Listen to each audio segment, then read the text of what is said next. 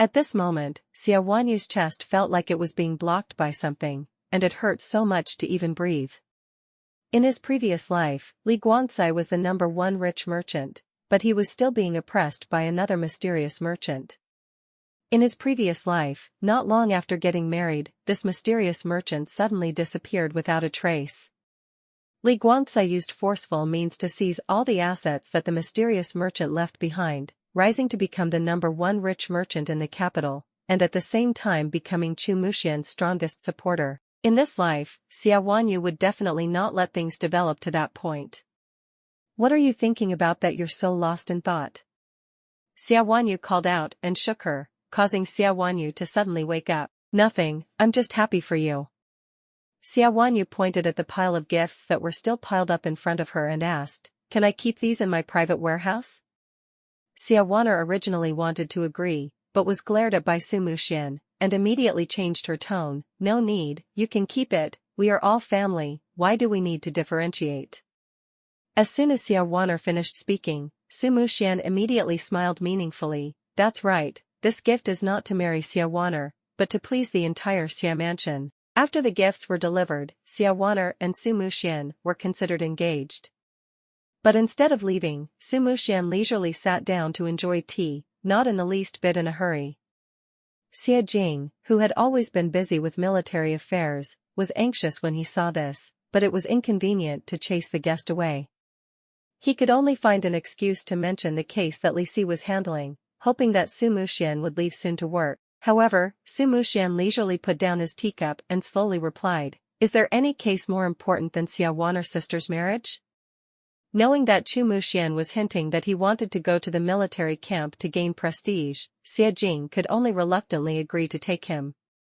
Xia Wanyu originally wanted to go back to her room to catch up on sleep, but was pulled back by Xia Wanyu. "Why don't you go with them? Who knows, we might find another half of the treasure map." But Xia Wanyu only calmly replied, "Wanyu, haste makes waste. Besides, going around and around like that, you definitely didn't rest well last night. Instead of taking risks, it's better to go back to your room and sleep." After saying that, Xia Wanyu turned and left.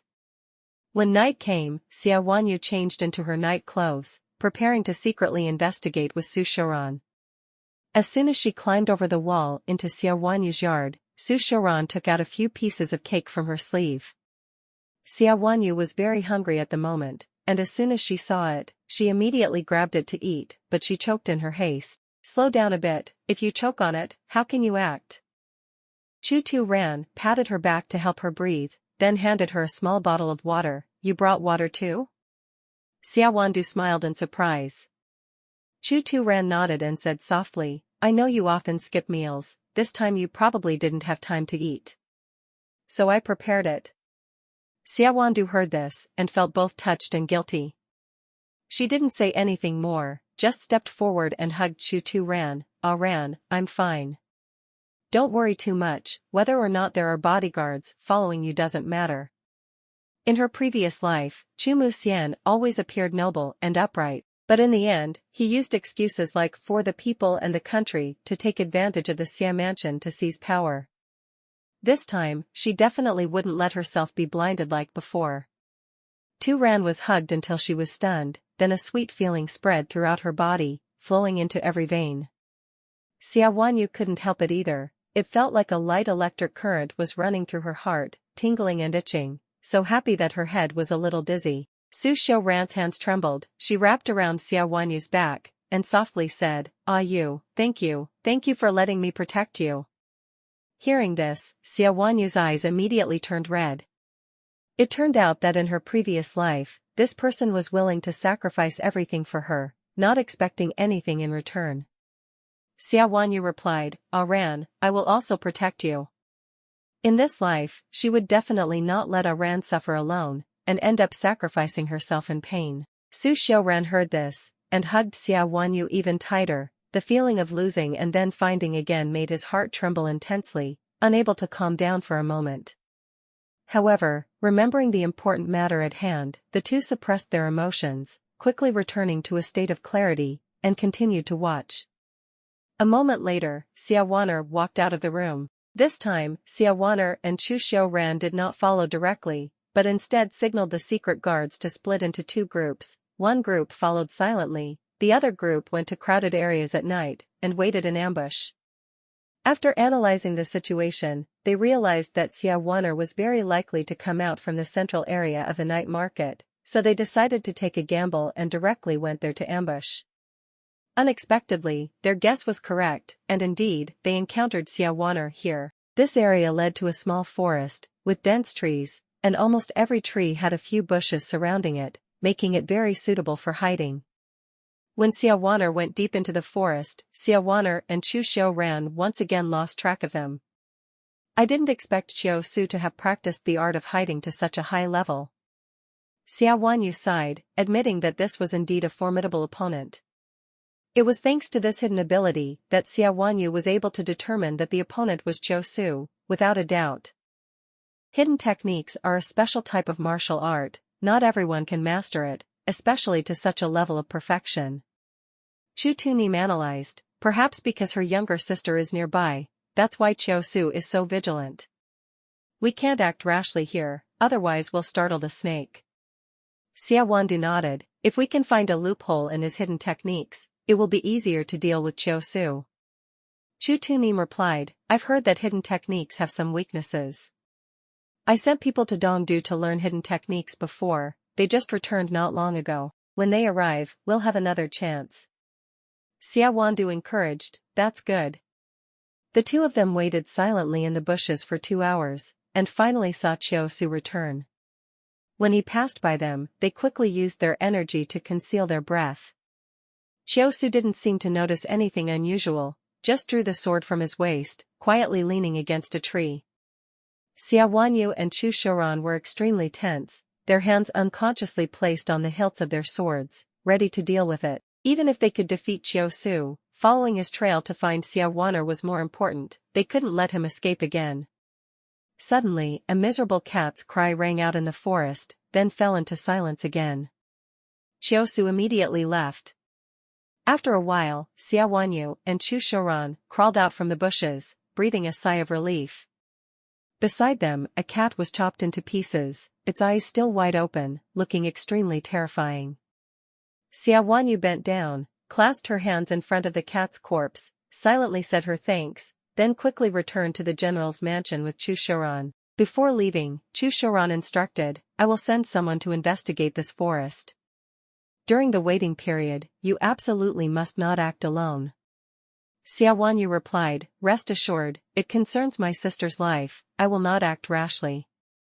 After saying that, she turned around and jumped over the wall of the general's residence. Chu Tu-ran stood watching her figure gradually disappear, muttering, what a decisive figure, how good. Wonderful. After that, he also quickly disappeared into the night. Back in the room, Xiao Wanyu changed into her night clothes, lay down on the bed, no longer having the energy to think about anything else.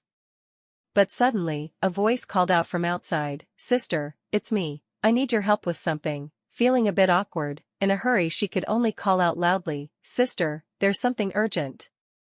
Qing Qing secretly calculated in her heart, if she did not receive a response from Wanyu, she would risk her life to snatch the dagger from Xiao Wanyu's hand and then knock her out to wait for Xiao Wanyu to return to deal with it. Even though she was afraid of being punished, she still had to complete the task the young lady assigned her.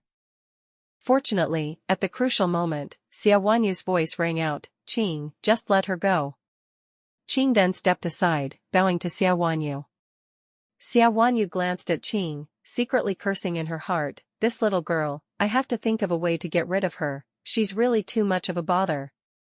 As she walked into the room, she was surprised to see the smoke covering the room, causing her to choke and cough continuously. What is big sister doing? Why is the smoke so strong? Xiao Wanyu smiled and replied, little sister, Aran asked me to go out with her, so I'm using incense to fumigate the room. This type of incense is very special, specially prepared by a physician, not only fragrant but also very good for Aran's illness. When fumigated, the scent is a little strong. After saying that, Xiao Wanyu herself started to cough violently. Then I'll follow you to learn how to prepare this incense. Alright, let Qing learn with you. Actually, Xia Wanyu was not lying. This incense was indeed prepared by Qing, but the ingredients were brought by Iran. Now, Xia Wanyu's sudden appearance made her suspicious. Because the incense smoke of this incense had a very special effect, it could disrupt the sense of smell of people who were proficient in hidden techniques like Xia Wanyu. In the forest the other day, everyone's clothes had some of this scent on them, which was why they had to take more incense to fumigate the room, in order to completely hide the traces. Xia Wanyu said, cough, cough. Sister, fumigate, but you have to pay attention to your health. Will you be able to bear it? Going back to the event the other day, beside the tree, a cat was killed, but there seemed to be something inside, yet she did not think to stab it a few more times to check it carefully. After returning to the mansion, seeing Xia Wanyu's increasingly suspicious appearance, she felt even more uneasy. So, when she discovered that her sister was still using incense to wash her clothes, she immediately tried to investigate. Xia Wanyu suddenly looked embarrassed and lowered her voice. You know, when two people love each other, just being apart for a day feels like being apart for 3 autumns. Ever since you and Anim separated, you missed him so much. I thought I'd do something, so that the next time we meet, it would be more fun. What do you think of the third prince? Xia Weiner calmly replied, Sister, I just want to remind you to know how to protect yourself. Otherwise, it's easy to get hurt. Even though I know that the prince is a person who is known for being infatuated, how can you completely believe his words of love? If you truly believe him, when the prince has more concubines and expands the harem, you will suffer immensely. Xia Wanyu glared at her younger sister. Don't you believe the prince? Xia Wanyu smiled faintly. It's not that I don't believe you, I just want to put more faith in myself. Xia Wanyu secretly admired her. As expected, her younger sister was sharp-witted, selfish, and always kept herself very close. When she returned, Xia Wanyu immediately summoned the shadow slave Xian and asked, Did she and that guy do anything unusual? These shadow slaves were well trained since they were young, and were extremely useful in surveillance and protection missions. Chapter 5. From last night until noon, Xia Wanyu finally opened her eyes lazily because she was hungry, and smelled the aroma of food wafting over. It was vegetarian food. Xia Wanyu jumped up, while the 2 maidservants standing beside her teased each other. Let me guess, if you can smell the food, you must be completely awake. That's right, I guessed right. But can you remember, your stomach always seems to have a few worms jumping around in there. What worms? It should be called hungry worms, sister. I'm just joking this time, but next time remember to cook something to eat or you'll forget your meal.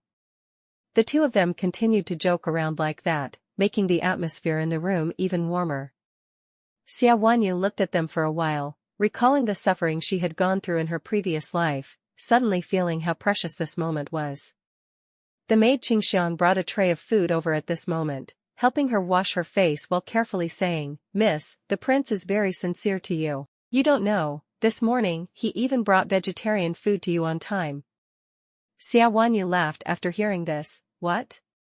You were already won over by the prince after just one vegetarian meal? You're really easy to seduce. Tan Heng immediately panicked, blushing and explaining, No. What are you saying, miss? How dare I compete with you for the prince?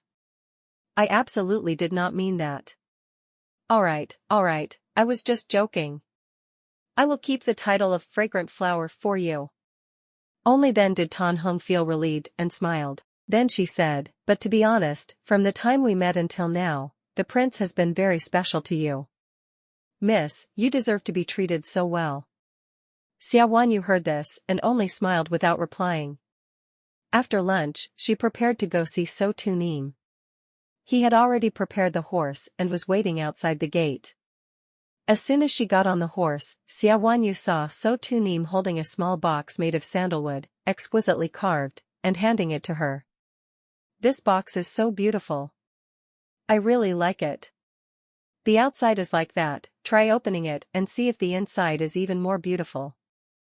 Xia Wanyu opened the box, just as she had guessed, inside was a box full of hairpins, but something special made her surprised.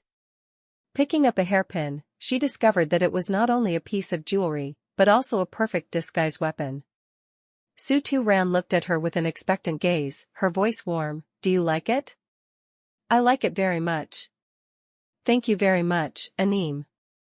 After finishing speaking, she suddenly approached, gently placing a kiss on his cheek like a breeze. The sweet feeling spreading made Su Tu-ran stand still for a moment, but very quickly, he immediately pulled her into his arms, hugging her waist tightly, his eyes filled with happiness.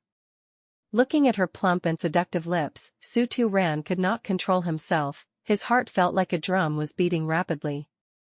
He bent down, gently touching her lips. When their lips touched, the sweet and numb feeling spread throughout his body, making Su Tu-ran completely immersed, reluctant to stop. His kiss was clumsy, without technique, simply gentle and affectionate. However, Chu Tu-nin was still careful, afraid of hurting her. At that moment, Ta Yuyandu felt his respect for her. She responded, wrapping her arms around him, filled with tenderness. Emotion surged, Chu Tu-nin gently pried open her lips, going deeper. Although he was a bit forceful at first, he still maintained his gentleness. The kiss lasted passionately. Although she had lived 2 lives, Ta Yuyandu had never had a complete kiss with Chu Mo Hien. When he was still single, he always maintained a dignified appearance, his mouth always preaching rules and etiquette. After getting married, he made an excuse of being busy with state affairs, not paying any attention to her. Thinking about that, she only felt disgusted. The first time experiencing a real kiss, Xia Wanyu couldn't help but feel bewildered. By the time it ended, she was so weak that she had no strength left, and had to lean against the wall to breathe. Afraid that she would be hurt by the cold wall, Su Xiaoran pulled her into his embrace, his voice warm. I sent the best of the secret guards to disguise themselves as peddlers, and go deep into the forest to investigate. I discovered that there were many suspicious things there, and there were some women who looked exactly like the ones following you.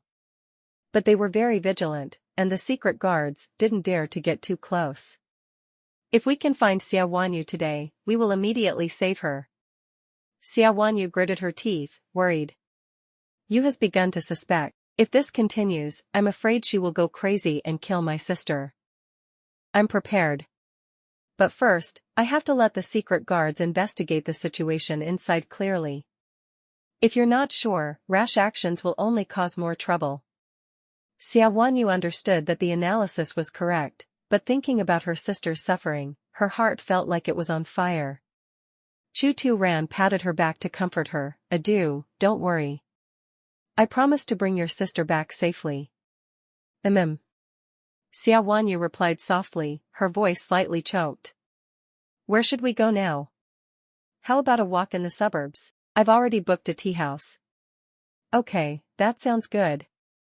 The two rode their horses to the suburbs, and as soon as they reached the tea house, they encountered an unexpected scene. Their horses accidentally bumped into Chu Muxian and Xia Wan'er's horses. Xia Wan'er saw her sister and immediately blamed her. Sister, you're really ungrateful. You didn't even call me when you went out. Xia Wanyu laughed coldly. It seems that the prince has performed quite well. Xia Wan'er pretended to be shy and said sweetly, Sister, don't tease me. The prince wanted to enjoy a private world with me, but was caught by you. Well then, let's go together. It was obvious that Xia Wan'er and Su Muxian had come here on purpose to cause trouble. Xia Wan'er laughed coldly in her heart, but on the surface she still calmly agreed, all right, let's go together. She thought to herself, if they wanted to make trouble, then let her play around. After sitting down, Xia Wan'er deliberately showed off the precious hairpin. Sister, look, Ah Xian specially bought this hairpin from Yu Qiong's shop. Do you think it's pretty? Xia Wan'er took a sip of tea and calmly replied, all right. She secretly mocked in her heart, compared to the hairpin box you just gave me, how can it compare? R is right. Su Muxian immediately smiled, her expression full of pretense. Giving gifts should be both interesting and valuable, that's how good a man is, right? Xia Wandu really wanted to take the box of hidden weapons that Iran gave her the other day to slash Su Muxian's mouth. It's just that those items were more practical, it was inconvenient to reveal them now, so she just smiled, not bothering to pay attention to them, avoiding endless entanglement. That's right, a person's stomach is separated by a layer of skin, who knows what a man's heart is thinking. But practical men are still a bit more trustworthy. As she spoke, Wan Er glanced at Su Tu Ran, her meaning was very clear. Ran didn't buy a gift? If she didn't, she would be too incompetent. How could this kind of man be worth entrusting her life to? Xia Wandu raised her eyebrows and looked at Wan Er, then calmly replied, "Little sister is truly worthy of the prince. As for Ran, no matter how he is, I still feel more secure being with him." Just as Wan Er was about to continue to mock Su Tu Ran quickly interrupted, "Adieu, I didn't buy jewelry from Qiao Zhengge to give you because those items are not worthy enough." Not worthy? Not worthy enough? Sumu Xian and Xia Waner almost burst out laughing. If you can't afford it, then just accept it, why make up such a ridiculous excuse? The two of them were still looking at each other meaningfully, when they saw Su Tu Ran slowly take out a hairpin from her bodice. The hairpin was crafted entirely from pure gold, on top of the hairpin was a vivid phoenix, as if she was even a little careless, it would flap its wings and fly away. The fire phoenix, proud eyes, majestic and imposing. This is a phoenix hairpin? Sumu Xian was a prince after all, and immediately recognized the origin of this hairpin. According to legend, phoenix hairpins were only worn by empresses. During her lifetime, Chu Tunim's mother was extremely favored by the emperor, so he personally ordered the making of a pair of dragon and phoenix hairpins and bestowed them upon Chu Tunim's mother. This was an unprecedented move. The symbol of the phoenix reserved for the empress was specially bestowed upon the mother, to express the emperor's deep affection. After the mother passed away, the pair of dragon and phoenix hairpins were passed down to Chu Tunim, and the emperor also made an exception to allow Chu Tunim's first wife to wear these hairpins in the future, to symbolize the imperial grace. The pair of dragon and phoenix hairpins were not only a symbol of the utmost favor, but also represented the special position that the emperor had for Chu Tunim. The value and significance of these hairpins alone made all other jewelry, including imperial treasures, insignificant. Father is really too biased. Su Muxian was so angry that he was choked, but he still tried to be generous and speak well of Su Xiuran. "Adieu, let me put the hairpin on you." Su Xiuran smiled, carefully putting the phoenix hairpin on Xia Wandu's hair, then put the dragon hairpin on his own hair. He deliberately waited until now to take it out, so that they could clearly feel the difference. "Your Highness, little sister, is Ran enough?" Xia Wandu asked with a smile. "More than enough. Even too much." Sima Xian and Xia Waner smiled awkwardly, not knowing how to respond. Wearing such a precious hairpin, it really attracts thieves. Su Muxian gritted his teeth and said, "Your Highness is right, thieves are getting more and more daring these days. Last time, they even dared to steal Ran's engagement gift." Xia Wanyu glared at Su Muxian and sarcastically said, "Your Highness, thieves are truly despicable, perverted, and even so deviant?" Su Muxian. How should I answer this? Come on, Ran, let's go. Staying here for too long will ruin the mood. Xia Wanyu stood up, pulled Su Xiuran's hand, then turned and left. "Sister, I'll go too." Xia Waner pulled Su Muxian's hand and ran after them. When they reached the general's residence, they saw that the carriage inside was empty. Su Xiuran and Xia Wanyu were not in the carriage at all. Where did those two go? Xia Wanyu stomped her feet and cursed. Su Muxian directly pulled the coachman out and scolded him. "Miss Xia has already gotten off the carriage, why did you drive the carriage to the general's residence?" Reporting to the prince, the third prince ordered the carriage to be brought here and wait for you. The coachman knelt down and apologized. The coachman had such a humble attitude, and this incident happened at the general's residence, so it was inconvenient for Su Muxian to punish him, so he could only resentfully return to the residence. Waiting until the afternoon, when Xia Wanyu and Chu Xiuran confirmed that Chu Muxian and Yu had returned to the palace, they slowly left the general's mansion. Afterwards, Xia Wanyu sent someone to send a message back to the mansion, using the excuse that they would be staying at Ren Chu's place tonight. Ren Chu had been good friends for a long time, and had often stayed overnight before, so this time no one was suspicious. On the contrary, Yu in the palace felt a little uneasy, feeling that things were not normal. But the attraction of the treasure map was too great, she could not resist. That night she continued to disguise herself, and forced Xia Wan'er to ask questions. This time, Wu Xing secretly followed Yu, and found out where Xia Wan'er was being held. It was a small forest. In the middle of the forest, there was a house, inside the house leading to a secret basement. The basement was divided into 7 paths, each leading to different places. The person guarding Xia Wan'er was not only proficient in martial arts, but also knew strange techniques, such as concealment and escape techniques, so rescuing her was not easy. If we want to save Xia Wan'er, we must first deal with the person using the strange technique, then clean up the rest, Su Xiaoran analyzed. Xia Wan'er agreed, then asked Wu Xing, compared to concealment, is escape techniques more powerful?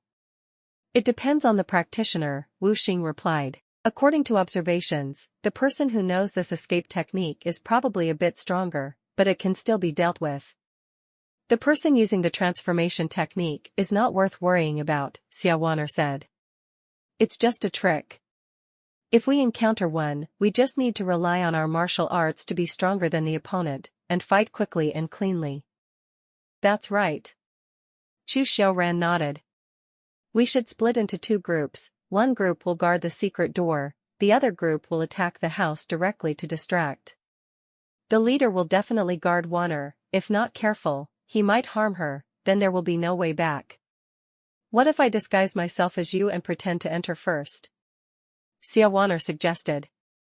No, Wu Xing said.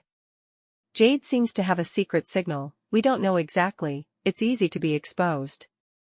Then the only way is to lead them all out. But how can we lure them all out? Xia Wan'er pondered. Let go of valuables, Chu Xiaoran calmly said. Xia Wan'er nodded when she heard this, feeling that this plan was very good. The two continued to discuss the small details, then gathered the team, prepared equipment, and took action. The forest was deserted, inside there was a dry well. Actually, it should be said that this was a secret door disguised as a dry well, to fool others. There was a tofu shop nearby. After considering the suspicious points, Xia Wanyu decided to choose the place with the dry well to ambush. Previously, she had watched a woman return to the tofu shop, so she thought this was an important place. As time passed, Xia Wanyu carefully observed the dry well, worried to the point that her hand holding the sword trembled slightly. But the longer she waited, the brighter the light became. The dry well only had a few fallen leaves, there was no sign of anything unusual. Did the plan fail?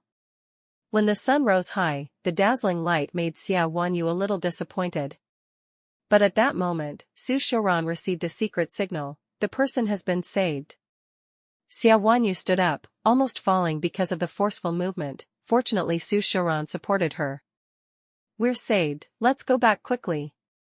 Su Xiaoran's voice was low but full of murderous intent, making Xia Wanyu feel reassured. Meanwhile, at a deserted temple where Yu's group was gathering, Wu Xing cleverly released a famous thief, luring him to rob a rare item from the imperial palace, leaving Yu's group unable to react. The exquisite jade pipe was convenient to carry, and could contain medicine inside, used for smoking. This was very convenient for treating chronic inflammatory diseases. In the Qing kingdom, jade pipes were imported goods, very rare. There were only 2 in the imperial palace, so Miao Wukong dared to take the risk, sneaking into the imperial palace to steal a jade pipe, but was eventually caught. Daring to sneak into the imperial palace to steal, this was a serious provocation to the imperial power. If the criminal escaped, where would the emperor's dignity be? Therefore, even if Miao Wukong ran away, he would not be able to escape easily.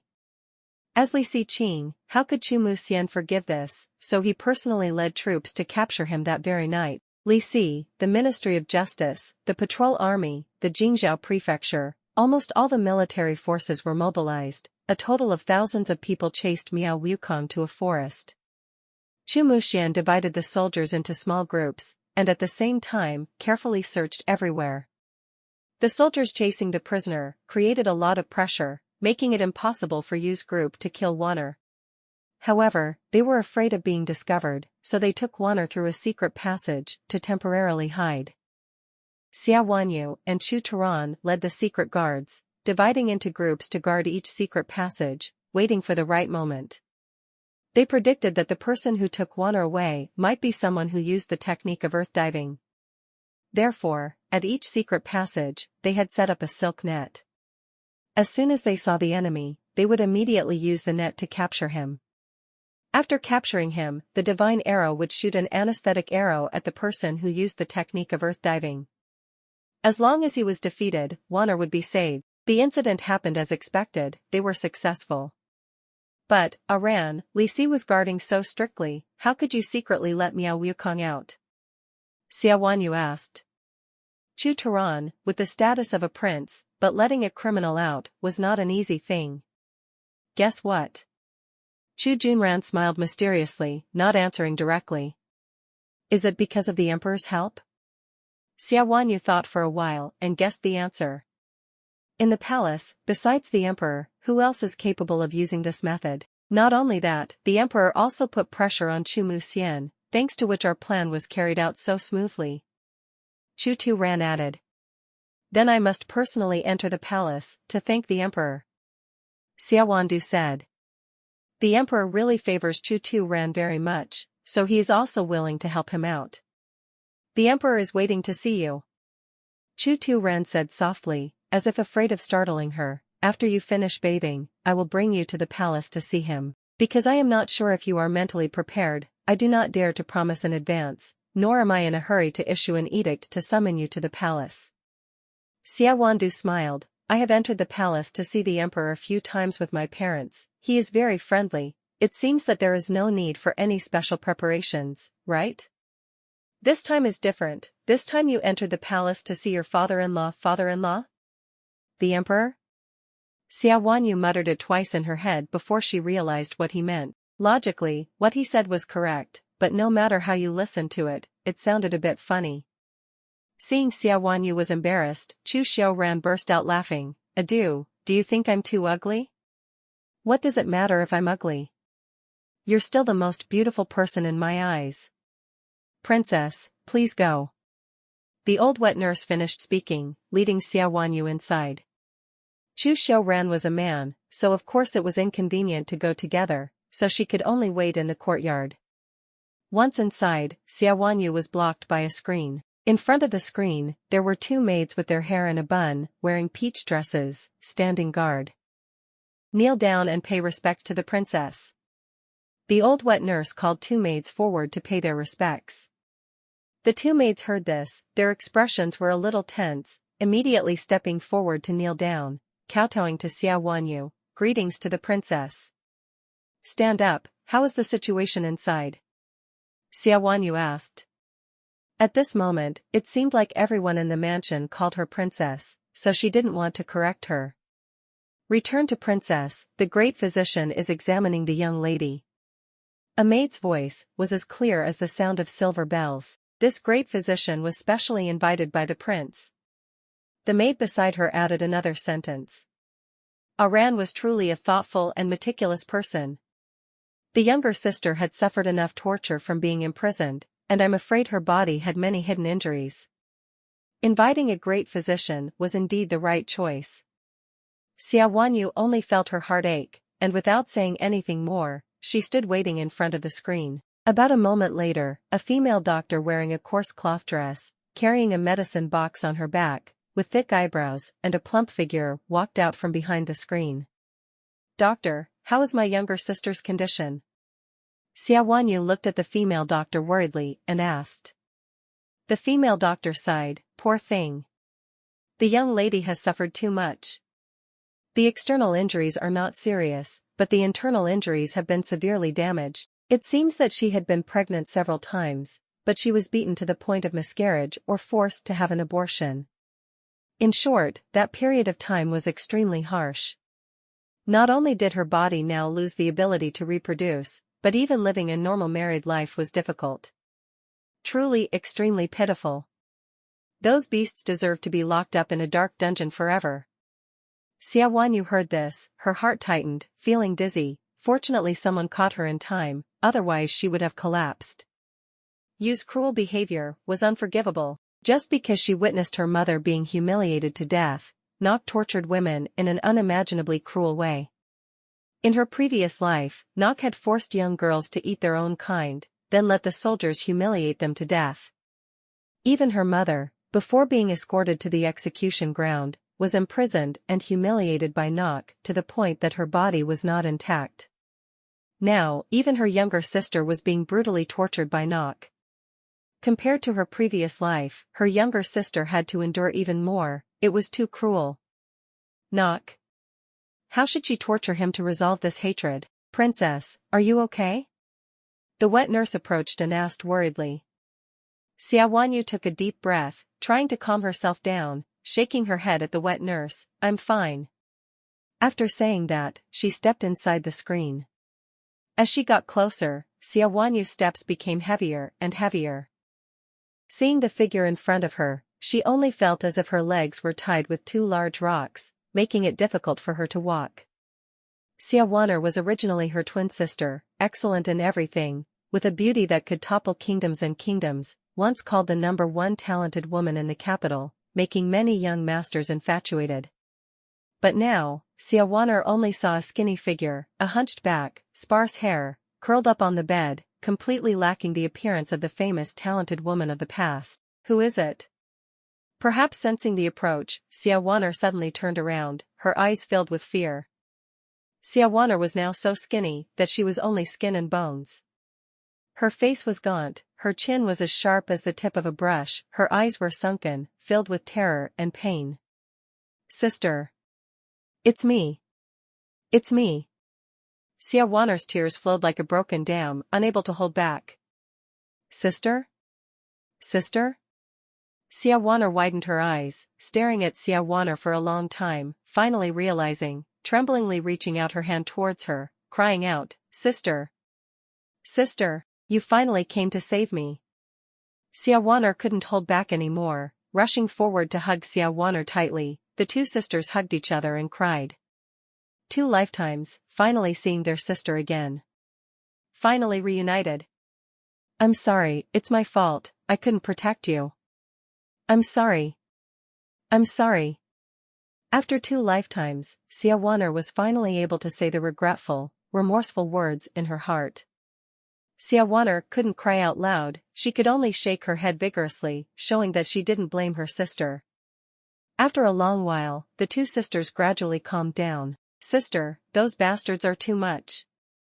Even if they didn't plan to take me back and torture me, they would have found another way to harm me. Xia Wanyu said while biting her lips in resentment. You're right.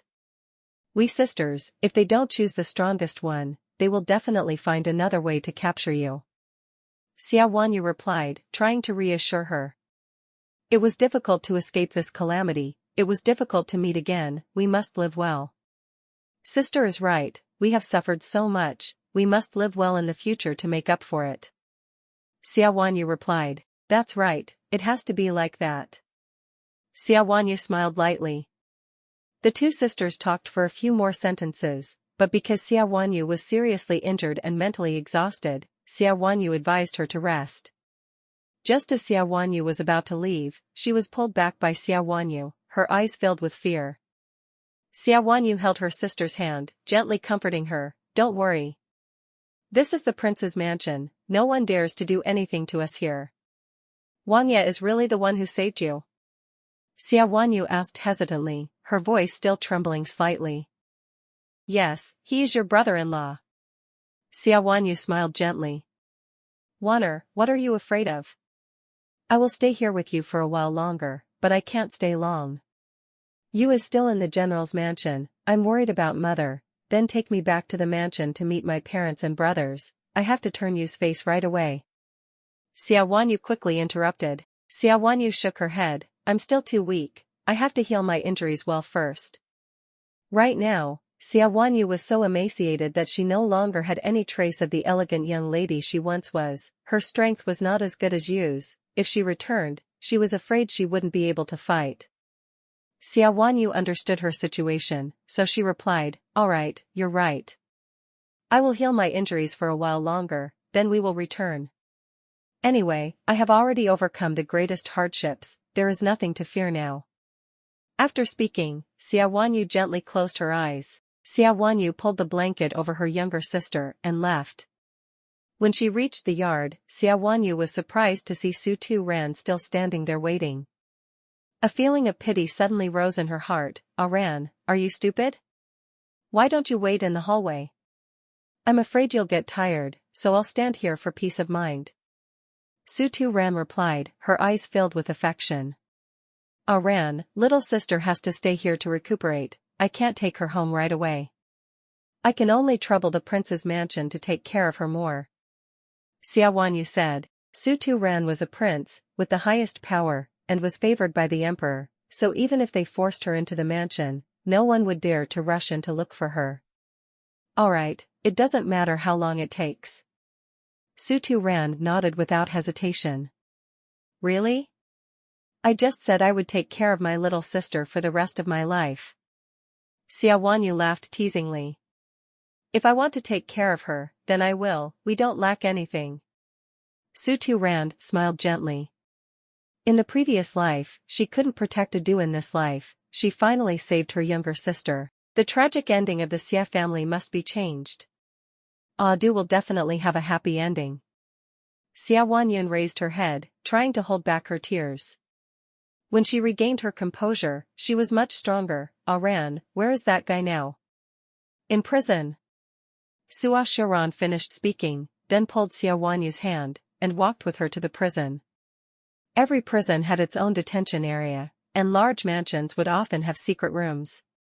The royal mansion was of course no exception. When she arrived, Xia Wanyu saw that villain with an iron chain piercing through his shoulder, tied tightly to the wall.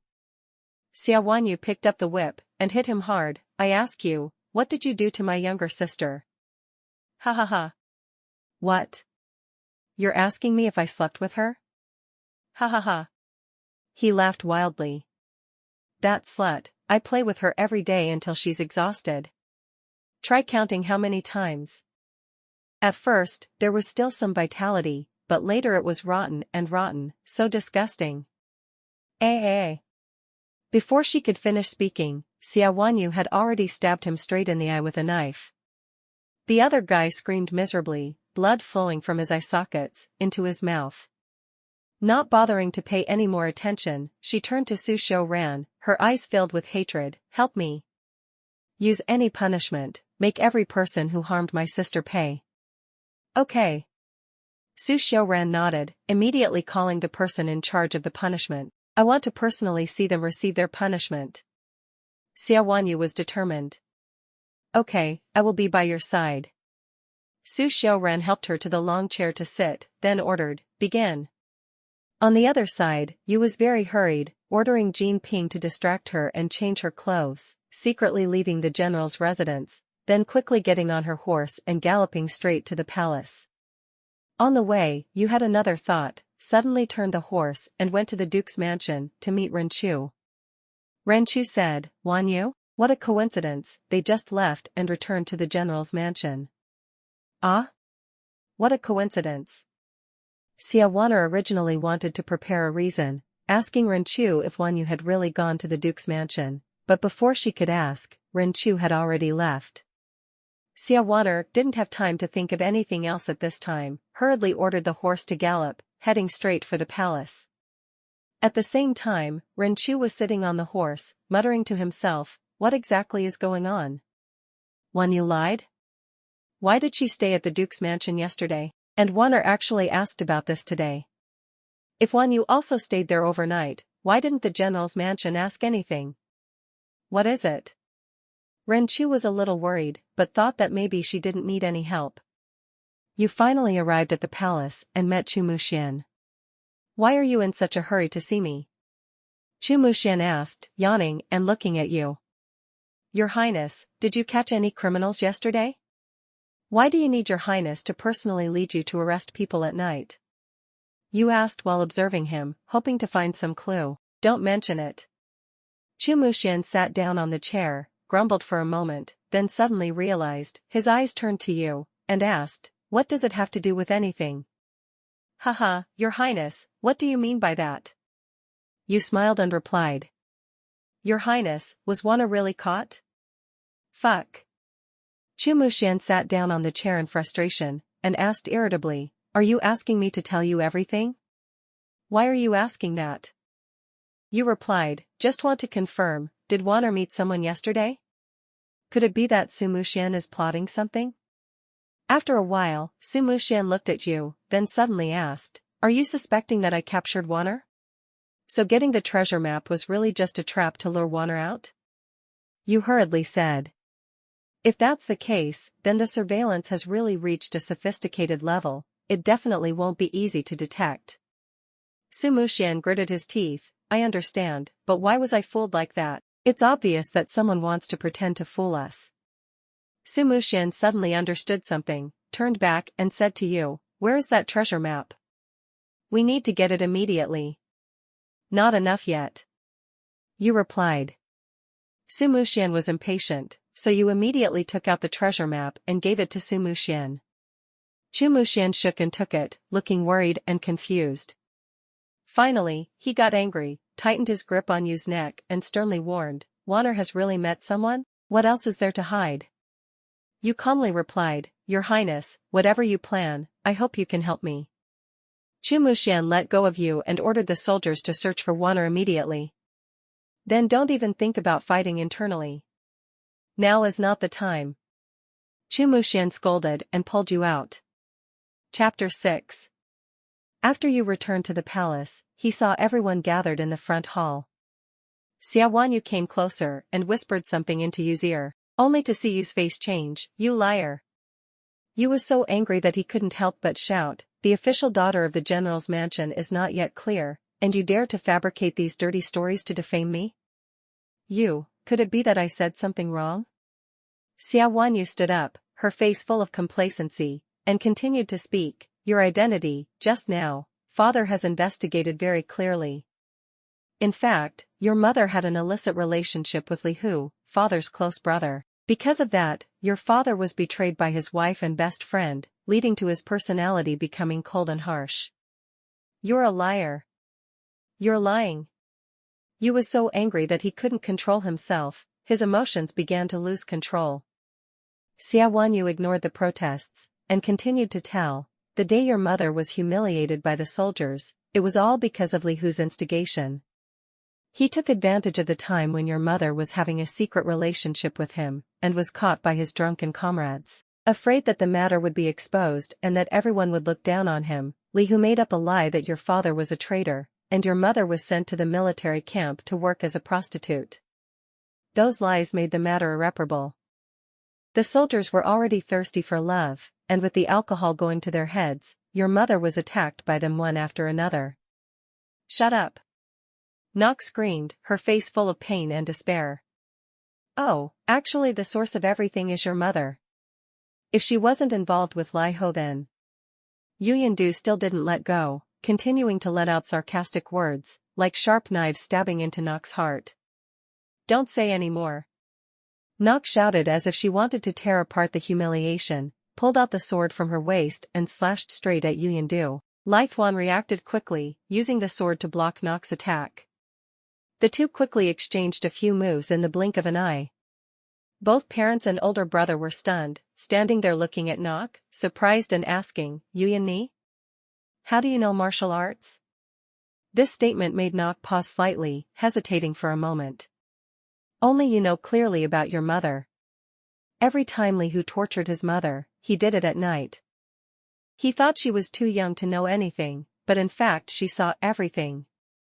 Wanyu continued to tell, deliberately saying sarcastic, provocative words. Don't say any more. Don't say any more. You seem to have gone crazy, her screams tearing the air apart, at the same time painful memories rushed back. The image of Li Hu torturing her mother every night, the soldiers humiliating her in front of her, each scene was like poisonous snakes crawling all over her body, causing her mind to ache to the extreme. Ha ha ha, that's right, I am the real you. As soon as she finished speaking, her body suddenly changed. Her skin was stretched, her face deformed, finally revealing a terrifying, ghostly appearance. Her eyes were exactly like a fox's, sparkling and shining with charm. But the eye sockets were completely empty, without pupils, and her mouth was gone. The scene made everyone present shiver and tremble in fear. Transformation magic.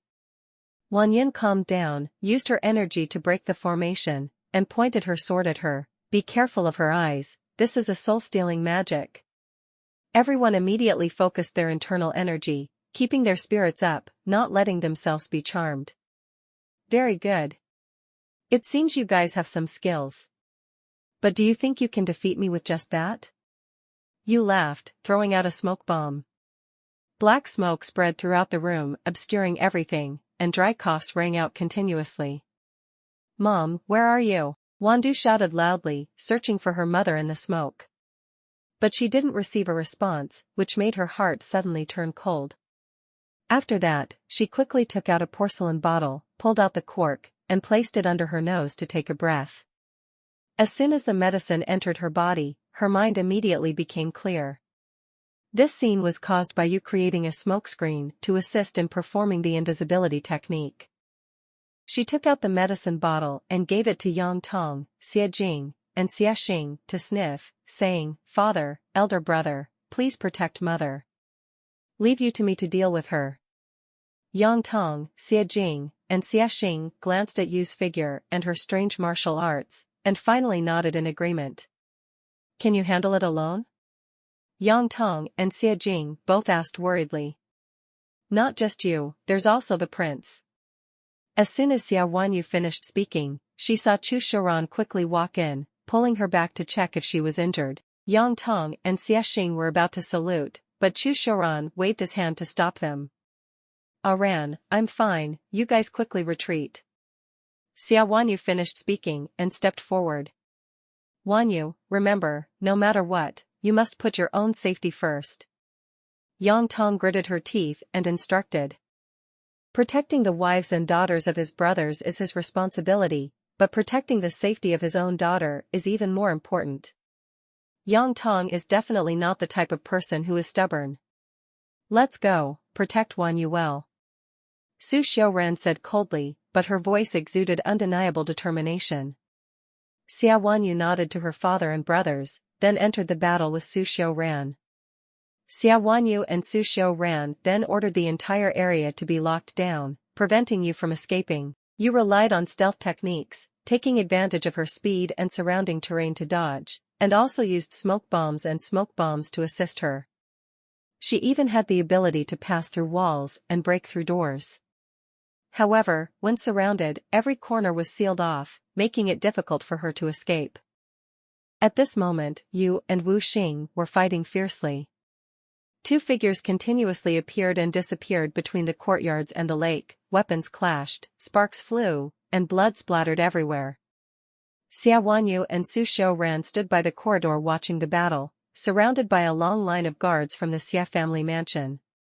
She did not have outstanding martial arts skills, but with the combination of various strange techniques such as the art of concealment and the art of soul capture, she was always in the upper hand. To deal with her, Xia Wanyu had prepared a strong force and arranged a tight formation. As the battle became more and more intense, Xia Wanyu and Su Xiaoran along with the guards noticed that more and more guards were being killed by Yu. The miserable screams echoed throughout the courtyard, making Xia Wanyu unable to keep calm. All of you, retreat! She shouted. The guards looked at each other, but no one moved. Their duty was to protect their master, how could they retreat at this time? Don't you understand what I said? Back off! Xia Wanyu shouted angrily. Hearing this, the guards reluctantly retreated, their faces filled with unease. At this moment, Wu Xing's voice rang out from afar, Your Highness, sprinkle lime, hold her back. As soon as the words fell, a cloud of smoke and dust suddenly rushed towards Xia Wanyu and Chu Xiaoran. The two of them did not hesitate, swinging their swords and slashing at the smoke. Immediately, a ripping sound rang out in the air, blood splattered everywhere. With a weak groan, Yu fell to the ground. Wu Xing immediately chased after her, swinging her sword straight towards Yu's face. When the tip of the sword was about to hit you, she immediately threw out another smoke bomb. The entire yard quickly became chaotic. The smoke was so thick that nothing could be seen clearly. Wu Xing, get out of the way. Su Xiaoran shouted loudly, at the same time hugging Xia Wanyu's waist and jumping onto the roof, then ordered, shoot arrows. Immediately, arrows fell like rain, covering the yard. No matter how strange Yu's magic was, it was unable to deal with the arrows flying straight from all directions. Not long after, Yu's intermittent groans rang out. The smoke gradually cleared. Wu Xing saw an opportunity, put on a gas mask, and continued to fiercely pursue. Yu was injured, her movements were slow. Finally, after a few miserable screams, she fell down. Her body was full of arrows. Blood stained her clothes, her appearance was extremely miserable.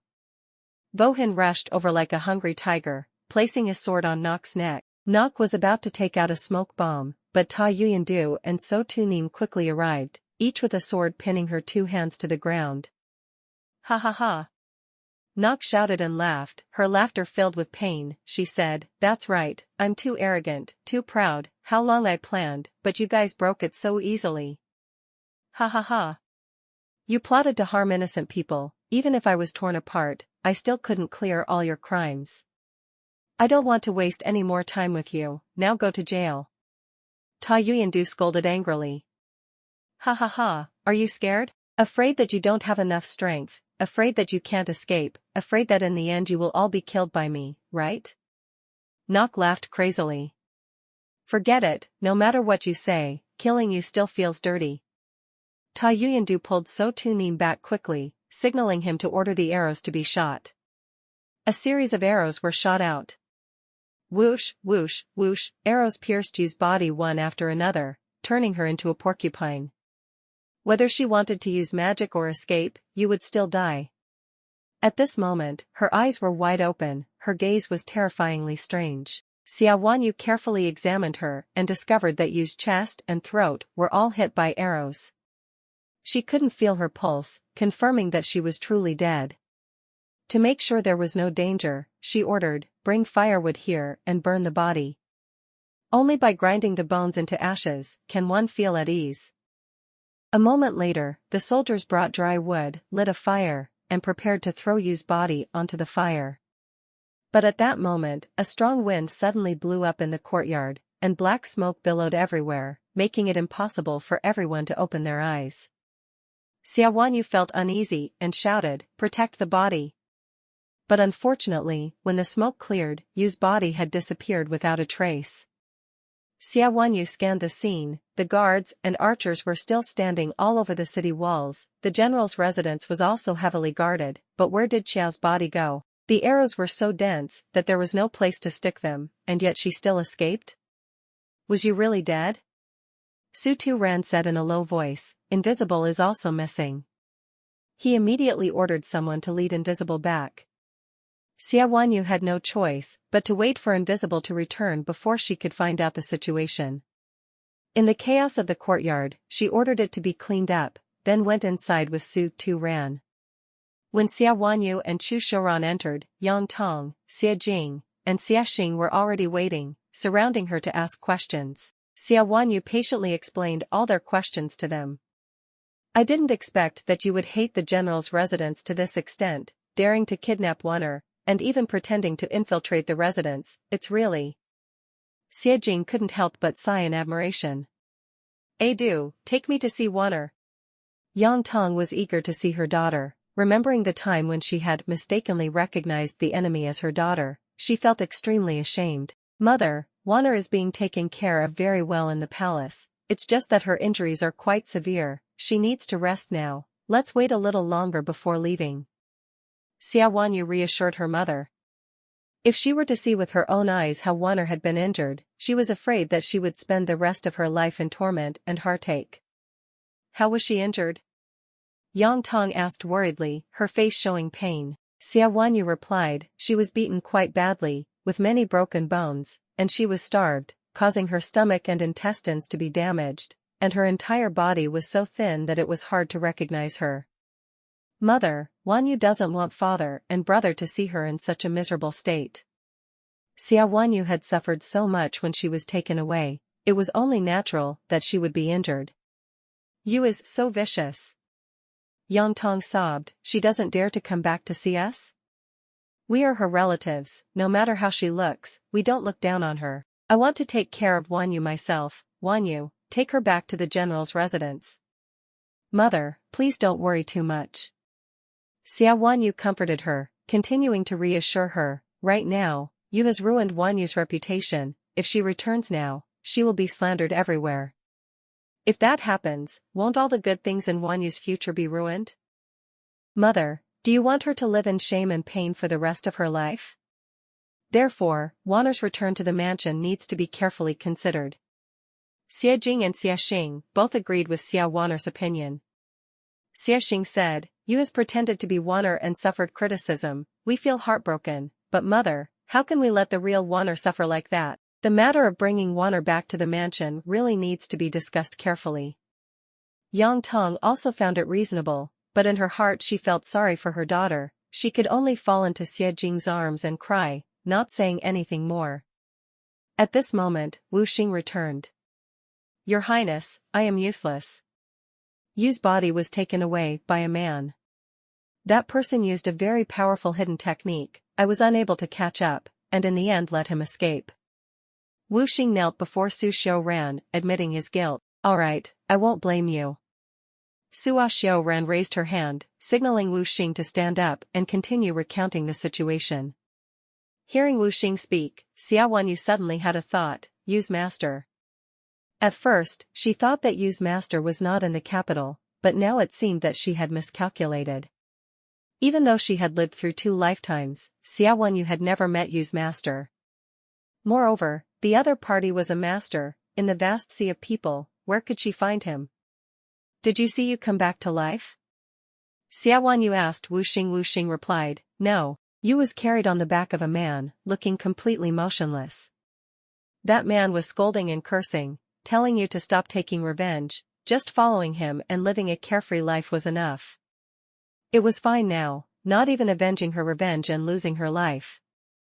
So, Yu was indeed dead, but her master wanted to avenge his disciple, so he would definitely target the Xie family.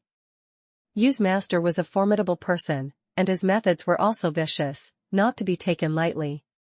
Xia Wanyu shared her worries with her father and brother to prepare a countermeasure. Xie Jing and Xie Xing both expressed that they were not afraid, they were only worried that the person would hurt Yang Tong or innocent people in the mansion. Let Wu Xing stay in the general's mansion, to protect the madam. Su Xiaoran suggested. But Aran is also very dangerous. Xia Wanyu immediately objected. Su Xiaoran said, there are still people protecting me, moreover, I am a royal relative, no matter how strong the experts are, they would not dare to touch me carelessly. Furthermore, I will let Wu Xing teach the old general and General Xia some secrets of hidden techniques, so they will know how to defend themselves better. Such an arrangement was indeed the best. Xia Wanyu could not refuse, and neither could Xie Jing and Xie Xing. Your Highness's kindness to our Xie family, Xie Jing had just bowed to thank Su Xiaoran when he was quickly helped up. No need for formalities. Adu is the wife I propose to marry, protecting her is my duty. At this moment, Su Xiaoran's image in the eyes of the Xie family became extremely tall. Although his body was weak and sick, he was truly a true man. Immediately after, Su Xiaoran ordered the secret guards to continue searching for the whereabouts of the person who took Yu's body away. Whether alive or dead, everything must be cleared up. After everyone finished discussing and returned to rest, the housekeeper suddenly reported that someone had come to see him. Su Muxian must have gotten some information to come, so Xia Wanyu immediately said to Xie Jing and everyone else, let me handle this. Humph. They have been plotting for a long time, their plot is already set, how despicable. Xia Wanyu pretended to sigh, the remnants of the Fanlong bandits sent people to disguise themselves as coachmen, secretly infiltrated the general's mansion, and then coordinated from the inside out to ambush us, leaving us unprepared. But even so, with a rabble like them, how could they do anything to our general's mansion? They only created chaos as bait, and one of them used a hidden technique to kidnap Wanner. Although my father and brother had high martial arts skills, they were not proficient in this kind of strange hidden technique, so they let them escape. This is truly unforgivable. They did this to provoke our general's mansion and disgrace our reputation. Hidden technique? That kind of martial art, could it be that it was Yu's master? Su Muxian's expression was gloomy. If Yu's master had taken action, then he must have wanted to avenge Yu. But now that the matter had failed, what was Yu's master's purpose in kidnapping Yu? Impossible. If it wasn't Yu's master, then who else would come here? Didn't they catch any survivors? At this moment, Su Muxian was even more anxious than the Xie family. Yu was a sharp knife in his hand to deal with the Xie family. How could he just disappear for no reason? Xia Wanyu shook his head. No, they were too cruel, using a strange poison. Not only did they not leave any traces, but even the corpses quickly decomposed. It was truly too strange and terrifying. This couldn't be considered normal, and I wouldn't dare lie. It was truly too arrogant. Su Muxian had also heard of people in the martial arts world with extraordinary abilities, so he couldn't help but believe Xia Wanyu's words a little more. Or perhaps subconsciously, he wanted to believe that Yu's identity had not been exposed, thus making it easier to accept Xia Wanyu's explanations. Let me send someone to help. Chu Muxian immediately ordered his subordinates to mobilize more people to search for Xia Wan'er's whereabouts. Xia Wanyu said, if that's the case, then thank you, Your Highness. Rest assured, we will definitely not let them escape. We have sent the best people to use hidden techniques to track down their whereabouts. We should have news very soon. Chu Muxian replied, Miss Xia is truly smart and brave. She is indeed the daughter of a tiger general. Xia Wanyu humbly said, Your Highness is too kind. After understanding the situation, Chu Muxian finally felt a little more at ease. He picked up his teacup and took a sip, his eyes glancing towards Chu Xiuran. He saw Chu Xiuran sitting still in the same place, truly useless to the extreme. Such a big incident happened in the general's mansion, and he couldn't help at all. Even his words were taken care of by Xia Wanyu. In his heart, he thought to himself, only he, a person who could discuss military strategy and martial arts, was worthy of being Xia Wanyu's husband. Thinking of this, Su Muxian couldn't help but puff out his chest, his face full of complacency. At this moment, a subordinate came in to report that he had discovered the whereabouts of the bandits. Very good, immediately gather the troops, come with me to save people. Xia Wanyu immediately stood up. Su Xiuran, who had been silent all this time, suddenly stood up. Adieu, I'll go with you. Xia Wanyu stopped him. I ran, that's not good, you've just been exhausted, and you're sick, it's better to wait for news at the mansion. Su Xiuran replied, no, I definitely have to go, cough cough cough. No matter what, I want to accompany you. Chu Muxian secretly laughed in his heart, it's really troublesome, if you follow us, you'll only get in the way, it's best to stay in the mansion and rest. He said, brother, don't follow us, it'll only delay the main work, stay in the mansion and recuperate. His words made Chu Xiuran feel down, looking like he was about to cry. Adieu, am I really that useless? Xia Wandu reassured, of course not, I'm just worried that you're tired. Hearing this, Chu Xiuran cheered up, but not long after, he staggered and fell to the ground. Chu Muxian secretly despised, you fainted so quickly, who would dare to let you suffer? Isn't what Adu said implicitly implying that you're useless? You're still pretending to be happy, you're really unreasonable. Miss Xia, saving people is an urgent matter, let's go quickly. Chu Muxian urged. Alright, Your Highness, wait a moment, I'll take a ran to the room to rest first. After speaking, Xia Wanyu didn't pay attention to Su Muxian's reaction, supported Su Xiuran and left. This scene made Su Muxian even more disdainful, too weak, no different from a wife afraid of being abandoned. Adu is so strong, why did she choose this kind of illness? Just wait and see, in the end Adu will definitely change her mind. After Xia Wanyu brought Su Xiuran into the inner room, he happily asked, Yu, has your plan already begun? It turned out that he had deliberately pretended to be sick to cooperate with her plan. Because of the urgency of the situation, Xia Wanyu didn't have time to say much, only nodded, then leaned over to whisper the plan to Su Xiaoran. After hearing it, Su Xiaoran patted her chest and promised, "Don't worry, I will definitely complete the mission." Xia Wanyu smiled gently, then turned around and left. "Ah, you." Su Xiaoran suddenly held her hand and said, "Be careful to keep your distance from him." Xia Wanyu replied, "Between him and me, it was just using and deceiving." Su Xiaoran reminded, "Even so, you should still be on guard, don't let him take advantage of you." Even though she had lived 2 lives, even though everything had changed, Su Xiaoran was still haunted by the relationship between Xia Wanyu and Su Muxian in her previous life. Too worried, he was afraid that everything would return to the previous life's trajectory, so what should he do? "Rest assured, between me and him, there is only a break," Xia Wanyu said decisively and left. In the previous life, after receiving the news that the Xia family was accused of treason and imprisoned, Chu Tu Ren immediately fled from the border to the capital. However, the secret investigation only discovered that you had impersonated Xia Wanyu, colluding with Chu Muxian to harm the Xia family. Afterwards, Chu Tu Ren only cared about saving Adu, and in the end, followed her away, not having time to investigate the matter clearly, and forever had no chance to clarify.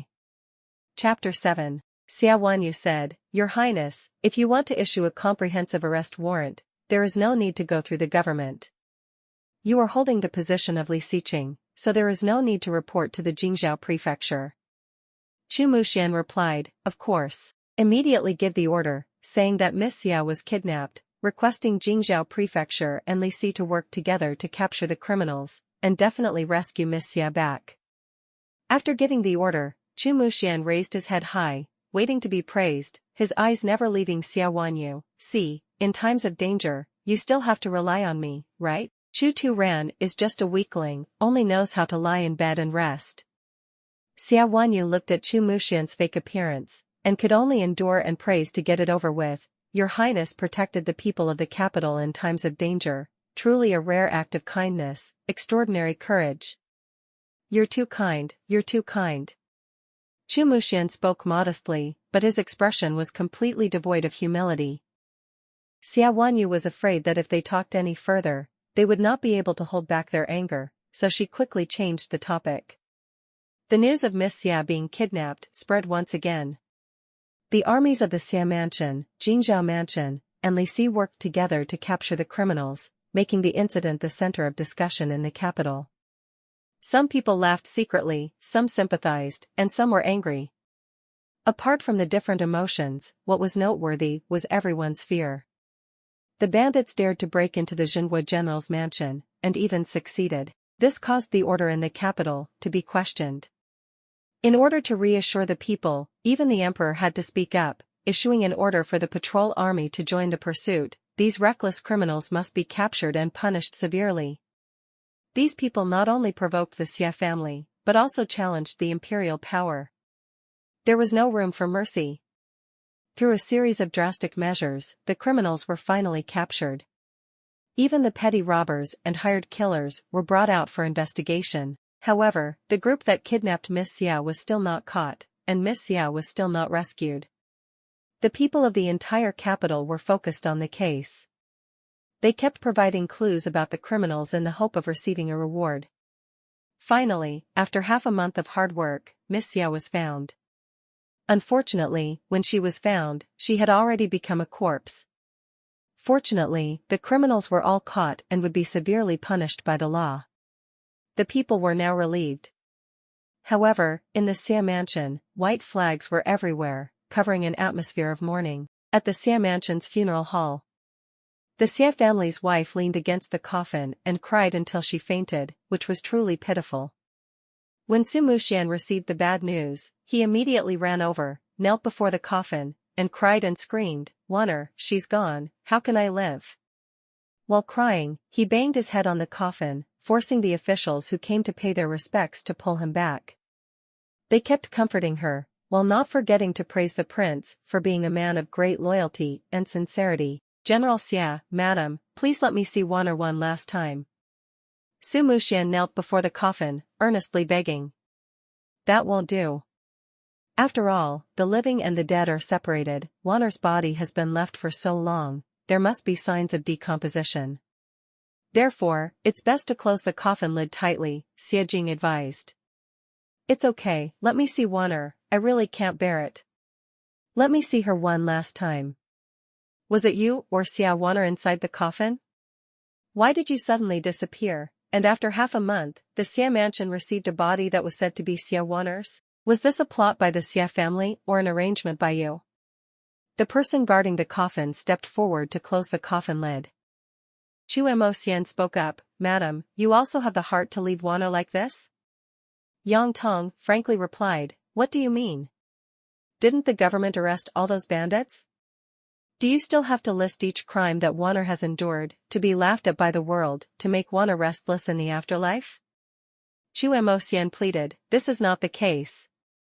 Yang Tong coldly said, Wan'er has passed away, the marriage between you and Wan'er is now over.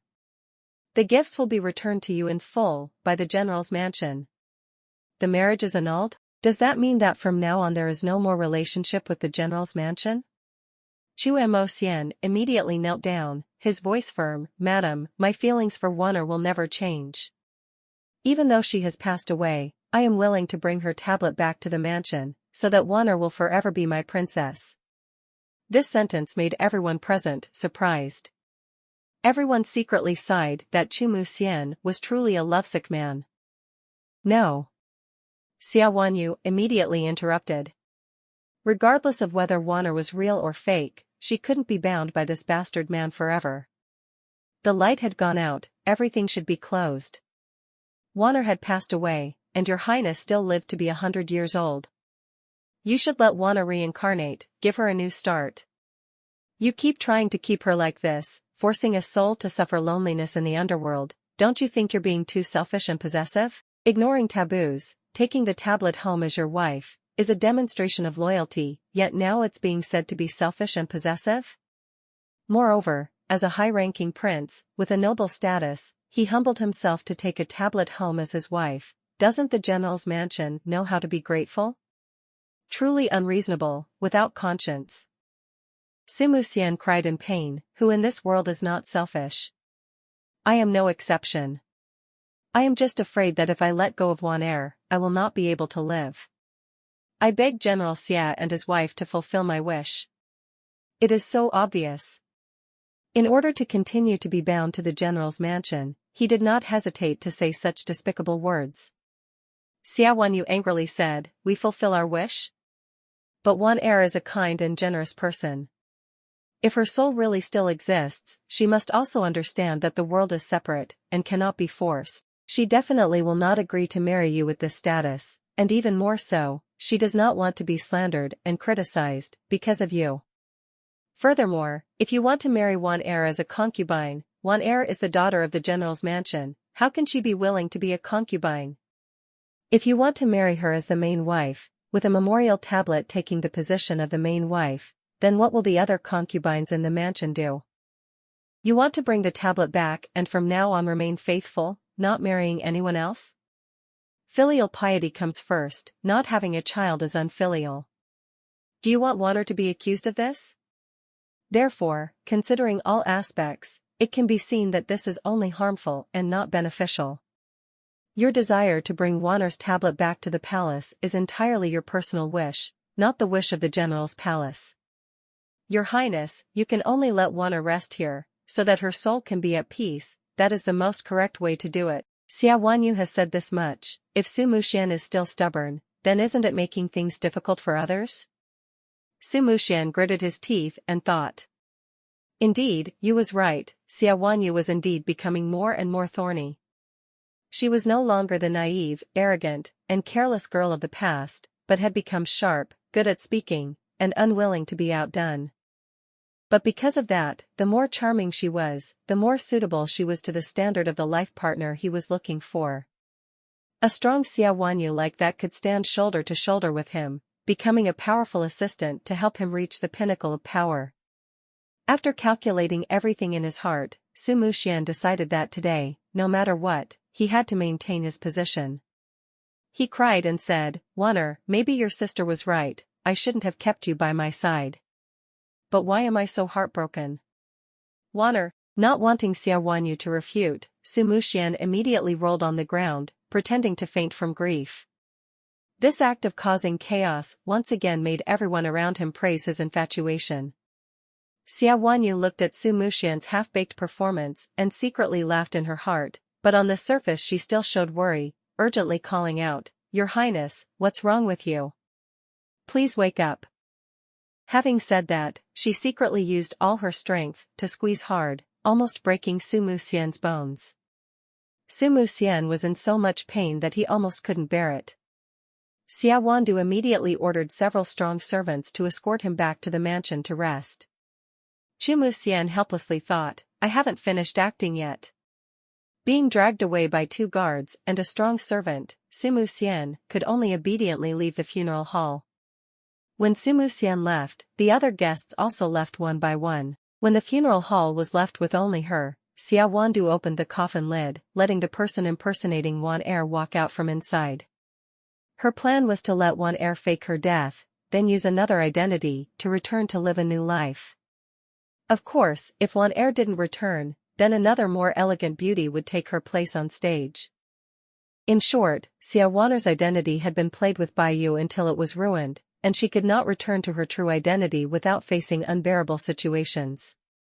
Xia Wandu shared the plan with her parents and brother, and everyone thought that this method was better. She also asked Wan'er's opinion, and Wan'er also agreed with that view. Therefore, they publicly spread the news that Wan'er had been kidnapped again, and then returned with Wan'er's fake body. In order to avoid Su Muxian's investigation, they had Xiao Qiao pretend to be Wan'er's body in the coffin. Xiao Qiao's disguise skills were truly superb, to the point that even when examining the body, one could not distinguish between the real and the fake. "Xiao Qiao, you've worked hard. We will definitely reward you greatly for your efforts," Xia Wandu said. After Wan'er's funeral, the fake body was buried in the Xia family's ancestral grave. Su Muxian was suspicious, so he personally went to dig the grave late at night. As a result, he encountered a supernatural event. When he was about to open the coffin lid, the Xia ancestors suddenly jumped out of the grave one by one, with ferocious and fierce expressions, holding weapons to chase him. Su Muxian led his subordinates, but was completely unable to resist the Xia ancestors. Horrifying screams echoed throughout the cemetery. He was so scared that his soul flew away, and he could only run for his life. As a result, not only did he not find out the truth about Wan'er, but he also returned injured. His martial arts had declined, and even the subordinates who were protecting him with their lives had their bones broken. Not bad acting. Xia Wanyu took off his mask, threw it away, and laughed and scolded. He dares to come back again. So Tu Nim also took off his mask and continued. We still need to leave a few people here to guard, in case Chu Muxian comes back to check the coffin again. Xia Wanwen turned to everyone and said, "Everyone has worked hard today, you are all rewarded." "Thank you, Princess." Everyone took off their masks one by one, all of them were Chu Tu Rant's people in the dark. It turned out that the so-called Xia ancestors appearing was all a play staged by this group of people. Chu Muxian had caused a disturbance in the shrine to marry Wan Er's memorial tablet as a concubine, but was rejected by Xia Wanyu. After that, he still had doubts and was unwilling. Xia Wanyu was worried that he would dig up the coffin to check, so he brought people to guard it first. It was indeed as expected. The Xia family had been military generals for generations, and had been honest officials, not corrupting their wealth. Therefore, the burial objects were just ordinary items, not worth the attention of grave robbers. There was a rumor from a grave robber who had once snuck into the Xia family's grave, "It's better to beg than to touch the Xia family's grave." In addition, the Xia family had been loyal to the border and the country for many generations, receiving the love and respect of the people. Even righteous people did not dare to touch their graves. Therefore, the family cemetery did not have guards. However, on special occasions, Wanyu had arranged for people to guard the graves.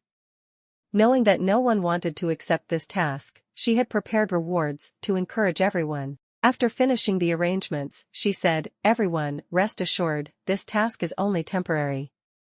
We will be back soon." "Yes, Your Highness." Everyone answered in unison.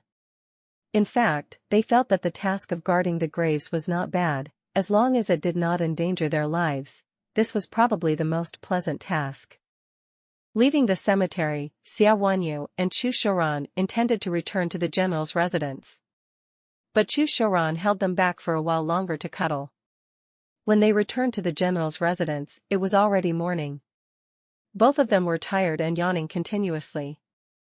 As soon as they entered, they saw Xia Jing, Yang Tong, and Xia Heng sitting around the table, their faces solemn. "Father, mother, brother. I'm back." Wanyu spoke up shyly. A girl who went out at night and didn't come home was really not a good thing. "Humph. Do you still have us in your eyes?" Xia Jing coldly reprimanded. "Father, mother, brother. How dare you not think about everyone? It's all for the sake of protecting everyone." Wanyu smiled softly, her words both sincere and adorable. "Am I the only one who can do something in the entire Xia family? Are the others all useless? Do you think you're a superhero?" Xia Jing scolded loudly. Seeing this, Wandu immediately knelt down. "Father, mother, brother. It's my fault." Yang Tong saw his daughter kneeling down, his heart aching unbearably. He quickly stepped forward to help her up, then turned to blame Xia Jing. "You've had enough. What good will it do you to scold her? She only wants the best for the whole family." Yang Tong held Wandu's hand and said gently, "Wandu, you're a good girl, you know how to protect your family, we're very proud of you. But you don't have to face everything alone, everything should be shared by the whole family."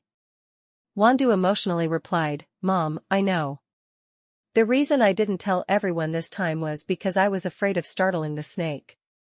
Now that one heir has been saved, I don't have to worry about anything anymore. From now on, I will discuss everything with everyone." From the beginning to the end, when they saw the change in their father and brother's attitudes, they both smiled and said, "This is right." "Where did the prince take you last night?" Yang Tong asked. Xia Wanyu nodded and said, "Yes." Yang Tong continued, "Recently, the prince has really been doing well." "That's right, what are we planning to do today? Besides waiting for everything to settle down, we also have to go to the palace, to pick up Wanner. Mother really misses her. Wanner has been taken care of in the palace for a while. Aran invited the best doctor, used the most precious medicine, and prepared every meal carefully. Her health has improved a lot now. In addition, everyone's plan has also completed a phase, and it's time to pick up Wanner." Xia Wanyu said, "Let's go pick up Wanner today." Yang Tong, Xia Jing, and Xia Heng were all overjoyed when they heard this. "Let Aran send a message first, we'll go after breakfast," Xia Wandu said as she quickly arranged everything. Seeing Xia Wandu's mature and calm appearance, Yang Tong couldn't help but feel moved. When did her daughter become so mature? The palace was always open to welcome Xia Wandu at any time. After returning from the cemetery, Chu Xiaoran originally planned to take a break, but when he received Xia Wandu's message, he immediately got up to arrange everything. He tidied himself up, took the opportunity to groom himself neatly, and then stood waiting at the palace gate. "Ping'an, what do I look like today?" Chu Xiaoran asked Ping and smiled and replied, "Your Highness, you are naturally handsome, you look good in anything." Chu Xiaoran touched his chin, his face full of pride. "Ah, Du will definitely praise me for being handsome."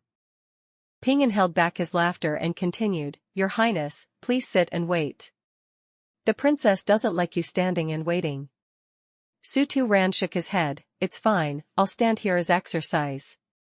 When I see her, I'll mention the proposal. I have to marry Adu into the mansion soon." Ping'an shook his head in dismay, "Your Highness is truly an incurable lover." While the two were talking, they saw a horse galloping from the Xia mansion. Su Turan immediately adjusted her clothes, quickly walked forward, and personally helped Xia Wandu down from the horse. Xia Wandu also quickly helped her mother down. Xia Jing and Xia Xing got off the horse, and after exchanging a few greetings, the whole family entered the mansion and headed straight to Xia Waner's room. When they arrived, Xia Waner was leaning on a chair resting. Yang Tong was moved, tears rolling down her face. She was speechless. After a long while she choked out two words, Waner. Xia Waner was startled and looked up, seeing her mother and Xia Waner, tears welled up.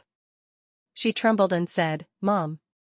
The mother and daughter ran towards each other. As a result, Xia Waner was too weak, and fell off the chair. Yang Tong also staggered and almost fell. Luckily Xia Waner caught her in time, otherwise they would have both fallen. The mother and daughter hugged each other and cried. Xia Wan stood beside her and couldn't hold back her tears. Are you hurt? Yang Tong quickly helped Xia Waner sit up, looked at her from head to toe, and said sadly, why are you so skinny? You've suffered so much. It's all my fault. I'm useless. Not only did I lose you, I was also deceived by that little girl Mom, I'm fine. It's all over now. Xia Waner was right. Under the careful care, both her physical and mental health had improved a lot. Before, she couldn't even stand. Now, she looked healthier, her face was more vibrant. Xia Waner suddenly thought of her uncle, a talented and generous person, exceptionally intelligent, and looked very much like her mother. Unfortunately, talented people often have short lives. He passed away at the age of 20 while traveling. Xia Waner said, Mother, if my sister were my uncle's abandoned daughter, adopted by a family, now her adoptive parents have also died of illness, we bring her back to the mansion to take care of her, what do you think? As soon as she finished speaking, Yang Tong objected, No. Then how can Waner call you mother in the future? It was so difficult for her to come back, and yet she still has to act, I won't accept it. Then the only way is for mother to adopt Waner as her daughter. Xia Waner suggested. Xie Jing continued, It can also be said that in a battle, father accidentally saved an orphaned girl with no place to go, and seeing that she had some resemblance to Waner, he brought her back to the Xia mansion. What about that? Xia Waner shook her head, but father hasn't been on the battlefield for a long time, so using such an excuse doesn't seem right. In order for Waner to return to the Xia mansion, we need more time to prepare more appropriately. Oh my! So what should we do now? Xie Jing, a hot-tempered person who was not used to scheming, felt confused. At this time, Su Xiuran interjected, If we say that Madame Xia was heartbroken because of losing her child, so she found someone who looked like Waner to comfort her. Then Madame loved this girl like her own flesh and blood and adopted her, what would that be? Xia Waner agreed, this plan is very good. But we can't bring Waner back right away. We have to wait at least a month or two. First, we should spread the news that mother fell ill because of missing her child. Then we will bring Waner back to the Xia Manor. But now, isn't it possible to bring Waner back? Yang Tong was still not willing. Mother, this is the best way. Xia Waner reassured. Okay. Yang Tong had no choice but to nod helplessly. After the plan was decided, Su Turan also took his leave, leaving time for the whole family to talk. Xia Waner and Xia Xing then also left, leaving only Waner with their parents. Waner, you've really worked hard these past few days. Thanks to your vigilance, we were able to save Waner. This brother is truly shameful. In the future, I will definitely pay attention to the security of the manor, and not let things like knives and swords appear randomly again. Xia Xing couldn't help but sigh. Huh? Just now, Aran had someone bring all the weapons in the warehouse over here. Inside were all famous treasured swords. If they weren't for use, then what were they for? If so, you can just clean up the weapons storage at Aran's place. Xia Wandu finished speaking and turned to leave, but was stopped by Xia Xing. Famous treasured swords were also kept in the weapons storage? Hearing the treasured sword, Xia Xing's eyes lit up. Of course, if they weren't kept in the warehouse, where would they be? Xia Wandu replied. Take me to see. Xia Xing was enthusiastic. Isn't it just to leave it alone? Xia Wandu sighed. Good weapons must be used properly. Only then can security be protected. Wandu is resourceful, and with strength, it's even better. In the future, demons and ghosts won't dare to come near the Xia mansion anymore. Xia Xing laughed out loud. Alright then, let's go. Xiaowandu was helpless. Half a moment later, Xiaxing was standing in the middle of the weapons storage in the royal palace. He stared at the pile of weapons, his eyes wide open, filled with astonishment. Oh my god, his eyes hurt, the light of these weapons was so dazzling. Xiaxing rubbed his eyes, then picked up this sword, then another, each weapon fascinated him. These were all collected from merchants, they were weapons from other countries, mainly for research. Su Xiaoran explained. The weapons here were once brought into the palace for research. After the palace had created various countermeasures, they were returned. Su Xiaoran had always been very interested in weapons research, because he understood how important good weapons were to the army. Therefore, even if he did not directly go into battle, half of each battle was his. Xiaxing looked at it for a while, then suddenly pounced towards Su Xiaoran. Fortunately, Xiaowanyu quickly pulled Su Xiaoran back a few steps, otherwise both of them would have fallen. What were the two of them doing? Just hugging the prince once, why are you avoiding him like the plague? Xiaxing said resentfully. In fact, Su Turan didn't like anyone's intimate contact, except for Wanyu. He wanted to comfort Xiaxing, but saw that Xiaowanyu quickly spoke first. Ran can only be hugged by me. Xiaxing was irritated, deliberately provoking Xiaowanyu. These weapons are all used to protect the country. The prince is the one who made it happen. So can't I hug him to thank him? Ran, you are mine, no one else can hug you. Xiaowanyu turned to ask Su Turan. Su Turan nodded like a chicken pecking rice, that's right. I am Adu's, from head to toe, from inside to outside, all of me are Adu's. He thought to himself, finally becoming Adu's person, how happy. Don't let me? Then I'll just hug you. Xiaxing finished speaking and rushed forward again, but Su Xiaoran quickly avoided it. The two of them started chasing each other throughout the armory. Ran, if you let your brother hug you, don't even think about entering the room tonight. Xiaowanyu shouted. One sentence made Xiaxing stop in his tracks. Xiaxing angrily looked at Xiaowanyu, men together, what's wrong with hugging? In the military camp, brothers put their arms around each other's shoulders, hugging each other is a normal thing. Only you are domineering, too much. Xiaowanyu didn't reply, only made a face at Xiaxing, full of mischief and cleverness. Su Xiaoran stood beside him and looked at Xiaowanyu, her eyes filled with gentleness as if about to melt. She had a serious personality when working, but when playing, she was very mischievous and clever, truly captivating. Xiaxing glared at Xiaowaner, not continuing to argue about that matter, but turned his attention to the weapons in the armory. This saber must have been made in the western regions, right? The tip of the saber is very sharp, and the blade is slightly concave, making it very suitable for applying poison. As long as it is cut, even if the wound is small, the poisoned person will be paralyzed all over. It is truly an extremely vicious weapon. I remember in the previous battle, the enemy often used this type of weapon. They deliberately chose to slash our soldiers' limbs, the force was not too strong, only scratching the skin. At first, we thought that the enemy's strength was weak, just like scratching an itch. Unexpectedly, after only a few hours, those soldiers began to have their limbs numb, no longer having the strength to hold their swords, and eventually became delicious food for the enemy army. That battle had a huge number of casualties, extremely tragic. After that, the Ministry of War created a type of gun with a hook. On the hook, there was a small groove for applying poison. Thanks to this type of gun, we were able to turn this situation around. This weapon is called a hook gun, wasn't it researched by the prince? That's right. Su Xiaoran nodded in confirmation. Prince, you're really good at hiding things. And this? Xiaxing spoke more and more excitedly, and from talking about weapons, he even talked about Su Xiaoran's identity as his brother-in-law. Time passed quickly, and Xiaxing was so immersed in this arsenal that he didn't want to leave. It wasn't until someone came to deliver the order from his parents, saying that it was time to return to the mansion, that Xiaxing was still reluctant to leave, looking back at the armory with every step he took. Your Highness, can I come and see more in the future? Xiaxing asked Su Xiaoran with anticipation. Su Xiaoran glanced at Xia Yuandu, then said to Xia Xing, after Adu and I get married, you can come whenever you want. Really? Then let's quickly hold the wedding.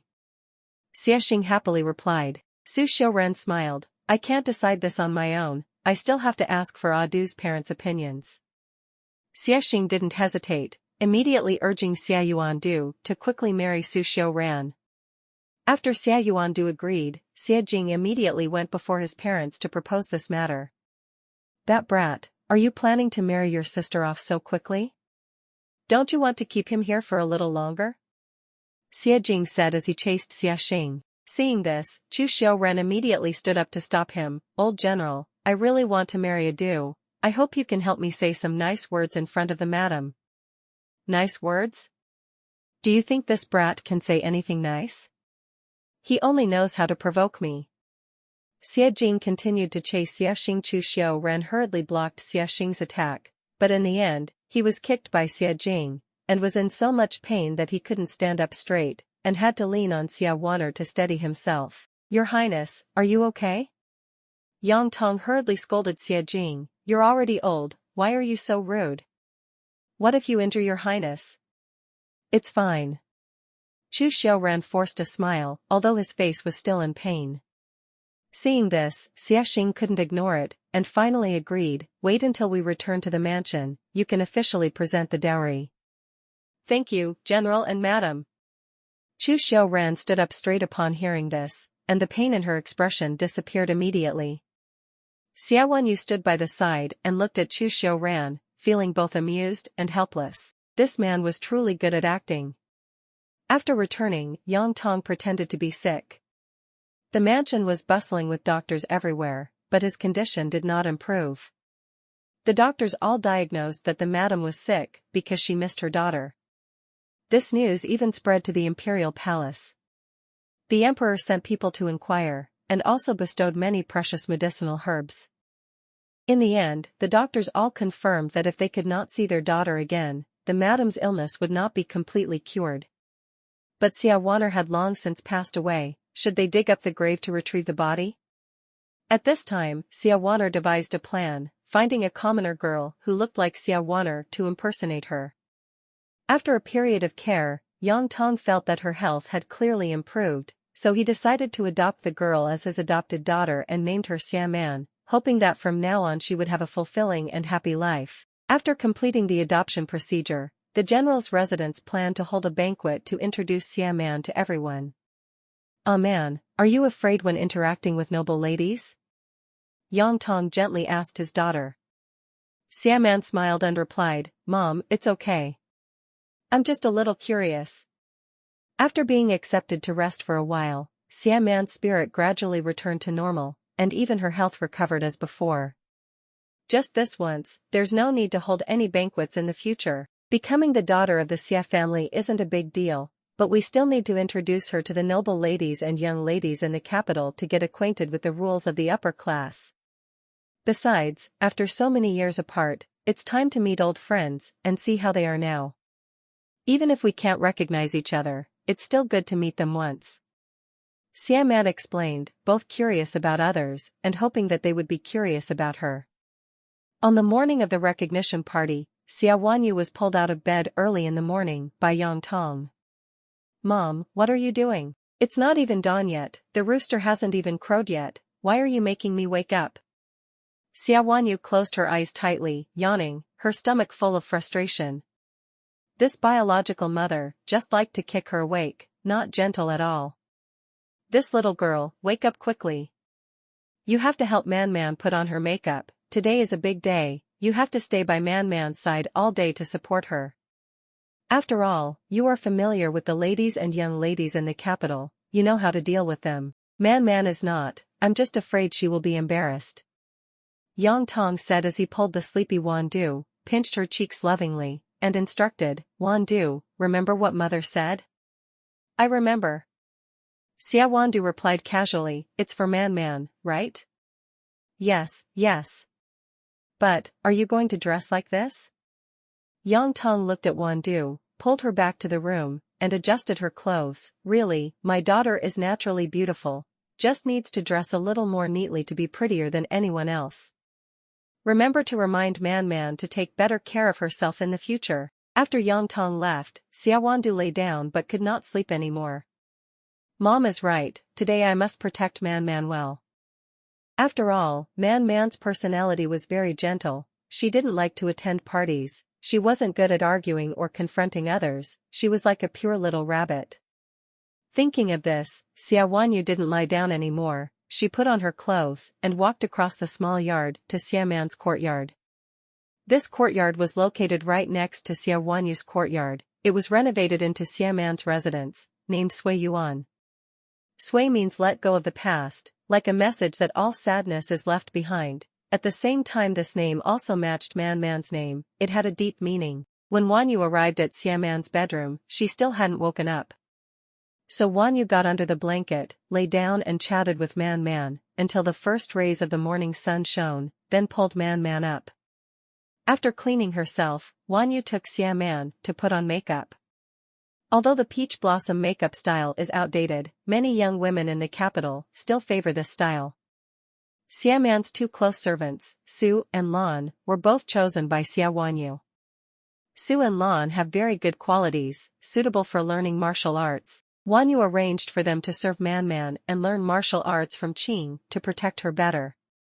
Not only that, she also arranged for secret bodyguards and guards to ensure the safety of both Xiaoman and Yang Tong in the courtyard. No one is allowed to hurt them anymore. Younger sister is so beautiful. This peach blossom makeup style suits your gentle and meek appearance very well. Wanyu praised when she saw Xiaoman's radiant beauty in the mirror. She herself did not wear peach blossom makeup today. Actually, I think both of you are very beautiful, each with their own style.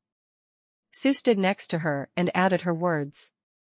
That's right, the two sisters, one sharp, one gentle, both are famous beauties in the capital.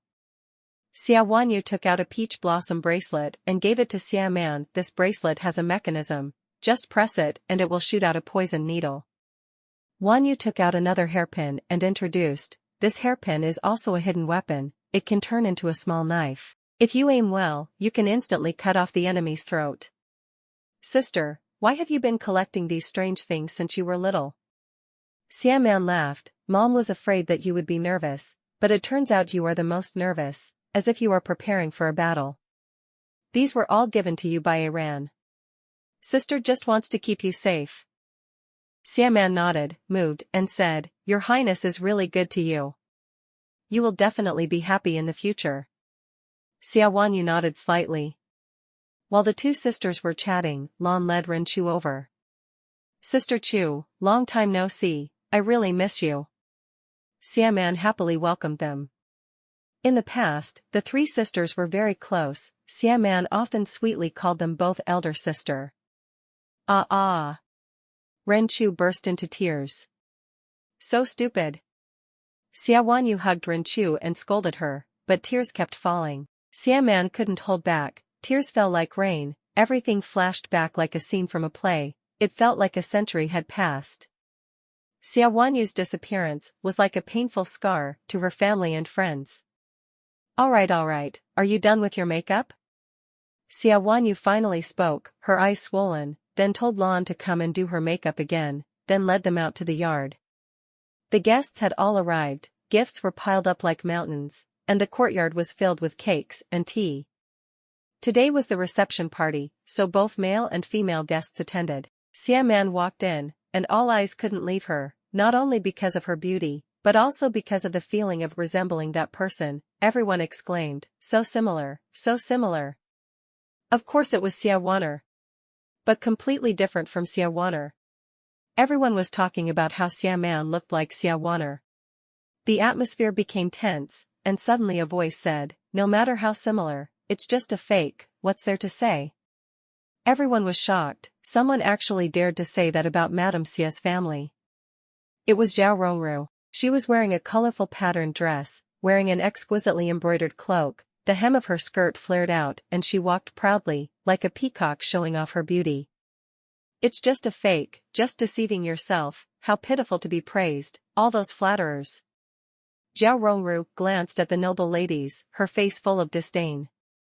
Some of the noble ladies sitting nearby had lower status than her, so they didn't dare to refute, they could only remain silent. Xia Wanyu originally wanted to reply, but seeing Rongru still holding her head high and walking forward, she changed her mind, secretly kicking her, causing her to fall. Aida! Rongru fell to the ground, causing everyone to laugh out loud. Xia Wanyu, you dare to do that? Rongru angrily scolded, but didn't dare to actually do it. Because she had been beaten before. Xia Wanyu, why do you treat guests like this? You don't know how to teach them anything. Rongru scolded again. Xia Wanyu replied, we don't treat guests like animals, only people like you are like dogs. Wait for me to beat you up again before letting you go. You dare say I'm a dog? Rongru roared, angry to the point of madness. Ren Chu saw that Xia Wanyu was extremely strong at this moment, and happily said, today's fighting power is really good. Xia Wanyu glanced and shrugged, just wait a little longer, let her taste the vinegar. Not long after, Bui Jingqing walked in. Ah Ching. Ren Chu happily waved his hand to greet her, but Bui Jingqing only glanced over and did not respond. As soon as Zhao Rongru saw Bui Jingqing, shame rose in her heart. The incident of Tang Jimin's failed plan when designing the bathtub made her unable to recover. She deliberately walked forward, pretending to collide with Bui Jingqing, and at the same time looked at Ren Chu with a malicious gaze. Bui Jingqing, ever since the bathtub incident, except for Ren Chu, kept a certain distance from all the girls. Especially with Zhao Rongru, every time he met her, his eyes were full of vigilance. Zhao Rongru's scheme completely failed, her expression became increasingly unsightly. Seeing Xia Man standing next to her, she stuck to the principle of picking a soft persimmon to squeeze, coldly smiled and walked over, saying, is this a fake Xia? Even though it looks like the real thing, it looks so poor and pathetic, it still needs to be trained for a while, learn a few more moves to be worthy of the title Miss Xia. Before Xia Man could reply, Ren Chu interrupted, his eyes sharp, his mouth without any respect, Miss Xia is poor, are you really that noble? Just because you dress up like a peacock? But hey, at least a peacock has value, you are at most just a hen. After cursing Zhao Rongru, Ren Chu immediately turned to Bui Chin Trin, bluntly mocking, young Master Bui, right? This hen doesn't even lay eggs, it's not suitable for men at all. Hen, this analogy is really too good. Xia Wanyu laughed in agreement, raising her thumb in praise of Ren Chu, your writing is getting better and better. The two of them worked well together, their back and forth words made Zhao Rongru so angry that she stomped her feet. Hey, are you all mute? Why isn't anyone saying anything? Zhao Rongru pointed at Xia Man aggressively, provoking him. Xia Man wanted to answer, but Xia Wanyu stopped her, smiling mockingly and asking Zhao Rongru back, why doesn't Xia Man want to talk to you? Zhao Rongru didn't understand, and asked in a daze, why? Xia Wanyu curled her lips, calmly replying, because she doesn't understand animal language. Ha ha ha. Ren Chu laughed so hard that she held her stomach. Xia Wanyu. Ren Chu. You guys. Zhao Rongru was so angry that she wanted to tear the mouths of the two of them apart, but she didn't dare to rush in and fight. At that moment, her eyes shifted, she rolled around, and suddenly aimed straight at Xia Man, charging forward. Xia Man clearly didn't know any martial arts, so she definitely couldn't fight back. Unfortunately, before she could get close to Xia Man, Zhao Rongru was kicked to the ground by Xia Wanyu. Alas! Why is Xia Wanyu so rough? A gentleman wouldn't make a move, how could a woman act so rudely? Zhao Rongru immediately rolled on the ground, pretending to be in pain. At this moment, Chu Muxian and Chu Turan arrived. Zhao Rongru cried even louder, Your Highness, you have to stand up and demand justice for this goddess. The goddess was just talking nicely to Xia Wanyu, not saying anything offensive, yet she dared to hit the goddess. Xia Wanyun was still wondering why Zhao Rongru suddenly dared to come out to oppose her, but when she saw Su Muxian and Su Shiran appear, she understood. It turned out that Zhao Rongru was acting out a bitter plan. She wanted to use her weakness to highlight Xia Wanyu's arrogance and unreasonableness. It was just a pity that Su Muxian didn't seem to pay attention to what she said. His eagle-like eyes were intently watching Xia Man, the expressions on his face constantly changing, even richer than the play. From surprise, shock, to joy, and finally becoming sad and complicated. He just stood there, staring blankly at Xia Man. In his heart, he screamed, how could there be someone in the world who looked so much like her? Or is this a face-changing technique? Could it really be a face-changing technique? However, since when did this kind of secret technique become so popular? How did she change so much? If it wasn't a face-swapping technique, then was this person really Xia Waner? Could it be that Xia Waner really saved her? But if that was the case, then who was the person in the coffin? Was the Xia Waner in the coffin really dead? Decided. After returning, I must invite a high-level Taoist priest to come and investigate the Xia family's tomb at all costs to see who is in the coffin. Your Highness, you must seek justice for this servant. This servant was beaten by Xia Wanyu to the point where she can't stand anymore. Hoo. Zhao Rongru put on a pitiful expression, which was a bit heartwarming. However, Su Muxian still didn't react, only Su Turan took a step forward, her face full of guilt, asking, did she really hurt me? Seeing Su Turan's self-reproachful expression, Zhao Rongru felt a sense of getting married without losing anything in her heart. Alright, if she can't fight back, then a little compensation wouldn't be bad. But she still probed Chu Turan's attitude. Your Highness, you have to be fair. You've always been gentle and approachable, but that Xia sister is so fierce. If you marry her, I'm afraid you'll be abused. At that time, not only will you be injured, but you'll also be ridiculed for being afraid of your wife. When trouble arises, won't you still be the one to clean up the mess? Do you really dare to marry such a woman? Chu Turan heard this, and immediately straightened her chest and said, why wouldn't you dare? A woman follows her father before getting married, and follows her husband after getting married. As a dignified prince, who dares to hurt me? If you don't know how to respect me, you will be punished. Of course, if a duke causes trouble, I will also take care of it. Zhao Rongru heard this, thinking that she had achieved her goal, and immediately brought the story to the point. Is that so? If so, then now that she has injured the goddess, will you care? Care. Chu Tunim replied decisively. Zhao Rongru glanced at Xia Wandu with a smug look, her eyes full of provocation. How are you going to care? Zhao Rongru continued to ask. Chu Tunim replied, whoever is wrong must apologize, whoever needs compensation must compensate. Hearing this, Zhao Rongru imagined the scene of Xia Wandu bowing her head to apologize, begging for forgiveness, and even having to compensate. She excitedly said, then, the goddess's legs, arms, and body were all beaten. Chu Tunim looked at her from head to toe, and asked again, really? The person next to her, Ren Chu, saw Chu Tunim's appearance, and couldn't help but pull Xia Wandu's sleeve and whispered, does your highness believe Rongru's words? Xia Wandu patted Ren Chu's hand lightly, signaling not to be hasty.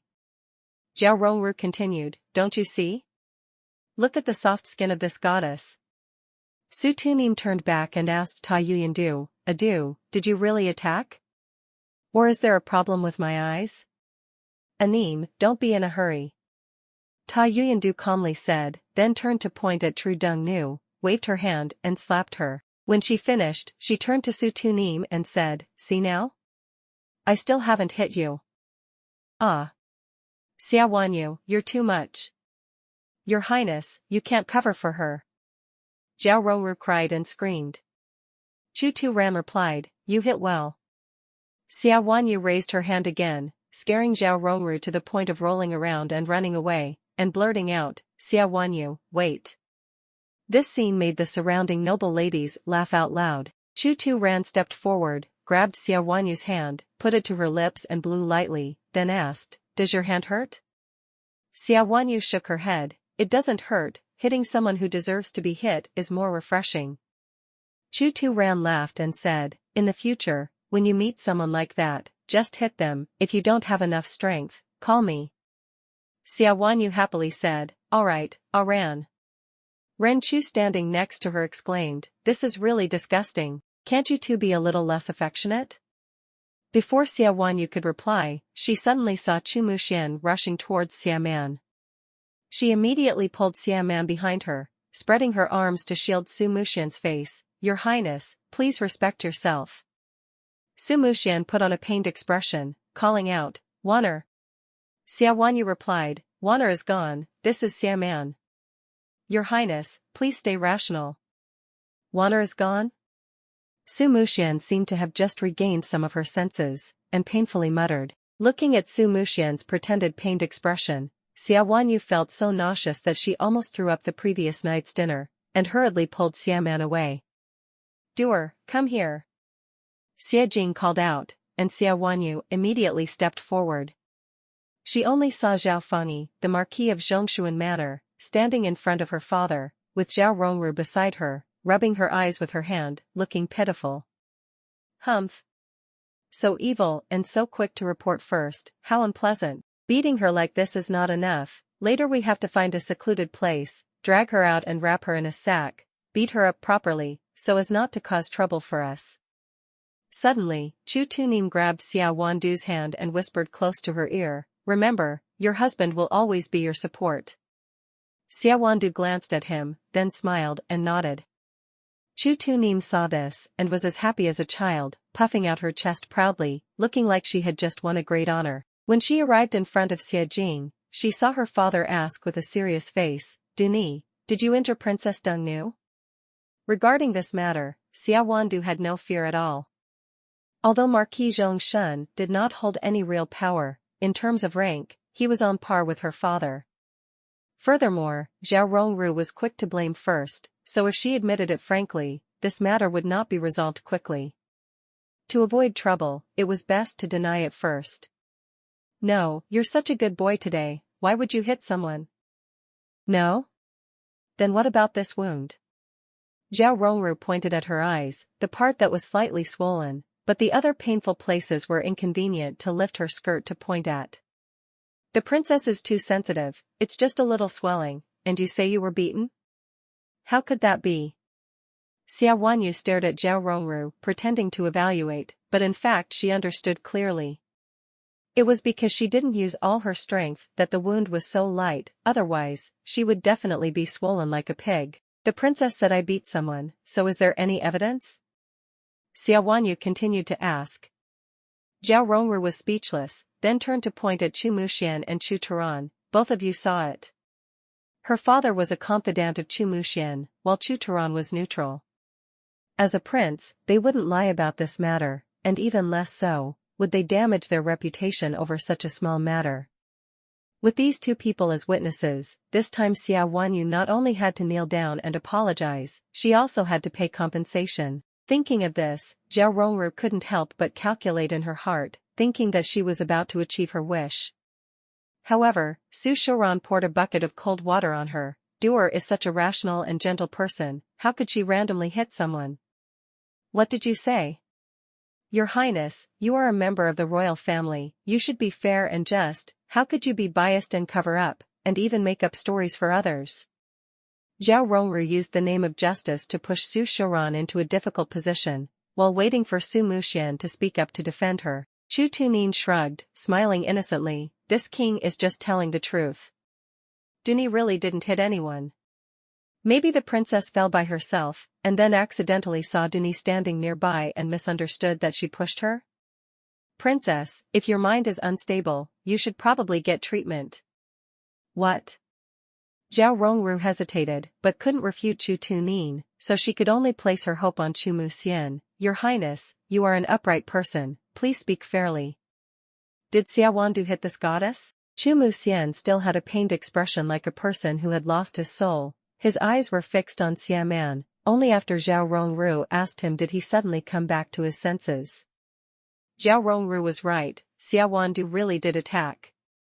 But Chu Muxian couldn't admit this, because the plan he had secretly arranged was nearing its implementation stage. If he came forward to testify now, it would ruin everything. However, in order to save face for Zhong Shunho, he pretended not to pay attention, then said slowly, "I didn't pay much attention just now." After finishing speaking, his eyes were fixed on Ta Man again. The pain in those eyes made people feel heartbroken, even tears silently rolled down the corners of their eyes. The two princes testified, proving that Tai Yuyandu was originally an upright person, not an ordinary person. Everyone did not dare to unite against such a powerful force. Zhao Rongru and her faction, on the surface they looked powerful, but in reality they were just an empty shell, far inferior to the power of the Xia family. Everyone made the right choice. Su Muxian took the opportunity to give Zhongshuan Marquis a meaningful look. Zhongshuan Marquis immediately pulled Zhao Rongru into a corner. "Father, what are you doing?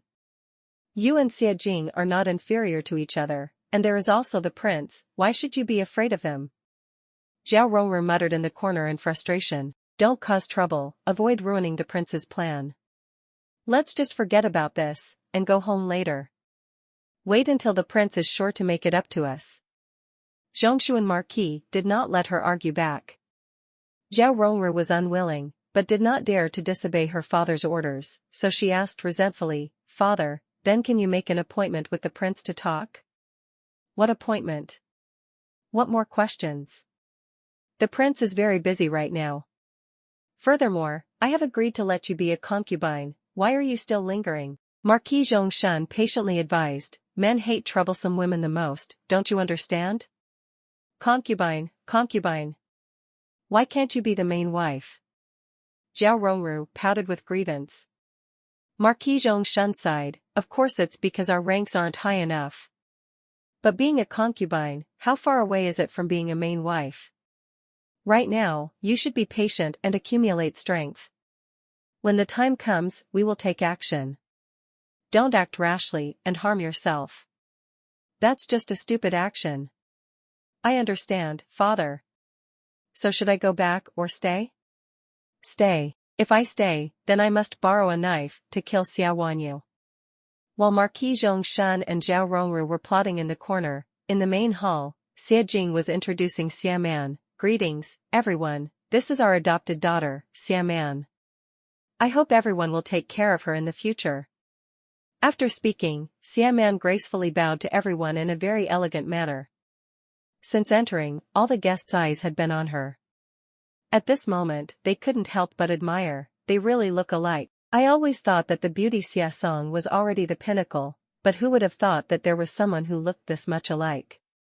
How amazing! That's right, they looked so alike that they couldn't be distinguished. If she had just come forward, no one would have suspected anything without admitting any kinship. But blood relations were no laughing matter. Xia Man's beauty was completely outstanding, her gestures were gentle and elegant, her temperament was noble, like a fairy descending to earth, making the young masters unable to help but be infatuated. Xia Wanyu was already the center of attention, now with Xia Man's appearance, the young masters were excitedly debating who would have the lucky chance to marry her. While everyone was daydreaming, suddenly Chu Muxian's clear voice rang out, "Old General Xia, Madam Xia, since Xia Man has replaced Waner's position, then she should also replace Waner to fulfill the marriage contract with this prince." This sentence sounded like nothing, if both sides agreed, it was also a good thing. The young masters who were daydreaming were immediately disappointed. Was the beauty taken away again? Xie Jing and Yang Tong looked at each other, then both turned to Xia Man to see what she would decide. Xia Wanyu was about to open her mouth when Xia Man quickly interrupted, "Thank you, Your Highness. But I am just a wild girl, abandoned since childhood, picked up by nuns, and brought to the temple to raise. I can live until today all thanks to Buddha's blessing. Therefore, I once promised Buddha that I would spend my whole life serving him, absolutely not getting married." This sentence made the whole banquet hall explode. Such a beauty, actually wants to become a nun? Oh, Buddha is so heartless. The romantics felt like they were witnessing a tragic story, while the pragmatists found it unreasonable. This orphan girl worked so hard to be accepted into the Xia family, why not take this opportunity to find a brilliant path for herself? Su Muxian was bored, why do I have to compete with Buddha now? At this moment, Su Muxian could only turn his eyes hopefully towards Xie Jing and his wife, hoping that they would help him achieve his wish. "Thank you, Your Highness, for supporting my manner. Yang Tong bowed his head slightly, but since Man Er has made an oath to Buddha, we cannot force her. I will go to the temple with Man Er, chanting sutras every day, praying for the country and family. Xie Jing said firmly, we respect Man Er's decision. Sumu Xian, why is it always me who gets hurt? While everyone was lamenting their fate, the atmosphere at the banquet suddenly became lively. Rows of people carrying large chests tied with red silk entered the Xia mansion one after another. What was going on? Who would give gifts to the general's mansion on the day of accepting a daughter and a family like this? Who could it be? Could it be the emperor? But looking at the pile of gifts, it didn't seem like it. While everyone was still wondering, someone shouted loudly, this is the dowry of the prince. Which prince? Of course it's from Su Tu Nim, the one who will marry Miss Xia Wandu. Chu Tu Ran had discussed it with Xie Jing and Xia Wanyu beforehand, fearing that the engagement party might cause unnecessary trouble. Just as the prince wanted to rush the dowry, and it was an auspicious day, they did it right away, and it was also convenient to distract attention. Indeed, this move was very correct. Right now, everyone was dazzled by the pile of dowry. When the officiant read the list of gifts, everyone was shocked by the rare treasures. Don't panic, this is the prince's dowry, of course it must be rich. We are not of the same class, our dowry naturally cannot be this grand. Don't be pressured. Turning around, Chu Tu Ran and Xiao Wanyu stood side by side, truly a handsome man and a beautiful woman, a match made in heaven. Chu Mu Xian stood looking at Xiao Wanyu from afar, although he didn't say anything, didn't do anything, just stood there, only smiled slightly, but he exuded a charming aura like the bright sunlight. The beauty was radiant and unique, making everything around her become a background, completely overshadowed. How could anyone think that Xiao Wanyu was a fool? No matter how you looked at it, she was like a helmsman, without any signs of being manipulated or controlled by anyone. It must be you, that slut, who had deceived me. Only this kind of woman was truly suitable, worthy of being the empress. Su Muxian suddenly felt a stir in his heart. Looking to the side, seeing Su Turan and Xiao Wanyu laughing and talking together, the jealousy in his heart suddenly surged like fire. How could Su Turan be by Xiao Wanyu's side, forming a couple, while he was alone and lonely, even having to marry a substitute? What exactly was the problem? Su Muxian clenched his fists so tightly that his joints cracked, but he didn't notice at all. He just stood there like an idiot, watching the others pass by, watching Su Shoran and Xiao Wanyu being respected by everyone. His desire for Xiao Wanyu had reached its peak. If he couldn't get it by normal means, then he would have to use tricks. After returning, Su Muxian immediately sought out a fortune-teller to look at the Xia family's ancestral grave, and even sent people to search everywhere for Yu's master. Returning to the Xia family's adoption party, although Xia Man's matter made everyone feel a bit regretful, the party still went smoothly, and the guests happily left. Afterwards, the general's residence returned to its usual quiet state. Only Su Shoran stayed longer, and Xiao Wanyu saw him off for a while, which took half an hour. Xiao Wanyu pointed at a colony of ants on the ground, smiling and saying, "Ah Ran, this colony of ants is much more diligent than us." Su Shoran replied, "Can't you really be a little more serious?" Xiao Wanyu, tomorrow I will go to Huayin Temple with Mother and Man to offer incense in return. Su Shoran, I will protect you. Xiao Wanyu originally wanted to refuse, but looking at Su Shoran's hopeful eyes, she couldn't bear to disappoint him in the end, so she nodded in agreement. Su Shoran was relieved to get on her horse and leave. After waiting until Su Shoran's figure disappeared into the distance, Xiao Wanyu slowly turned back. Passing by a row of artificial mountains, suddenly a figure rushed out from the darkness to block in front of her. "Your Highness, aren't you leaving yet? What else do you want? Are you not full yet?" Xiao Wanyu quickly took a few steps back, increasing the distance between her and Su Muxian. Chu Muxian looked at her with a pained gaze and said, "Wanyu, why are you avoiding me like a snake? I've treated you very well, what's the problem?" Xiao Wanyu replied, "The problem is that your Highness is wrong. My heart has always been with Tu Nim, it has never changed." Xia Wanyu's words were completely true. Since returning, she had decided to stick with Tu Nim, and would not marry anyone else besides him. Chu Muxian tried to convince her, Su Tu Nim has half foreign blood in her, and is destined to be a leisurely prince for the rest of her life. If she follows him, she will have no future. But if she comes with me, we will strive together, conquer the pinnacle of power, and let her become the most noble woman in the world. Xia Wanyu replied, I don't need to be the most noble woman, I just need to be the happiest woman. Sua Shuran is a sickly and weak person, and it's uncertain how long he will live. What happiness can he give her?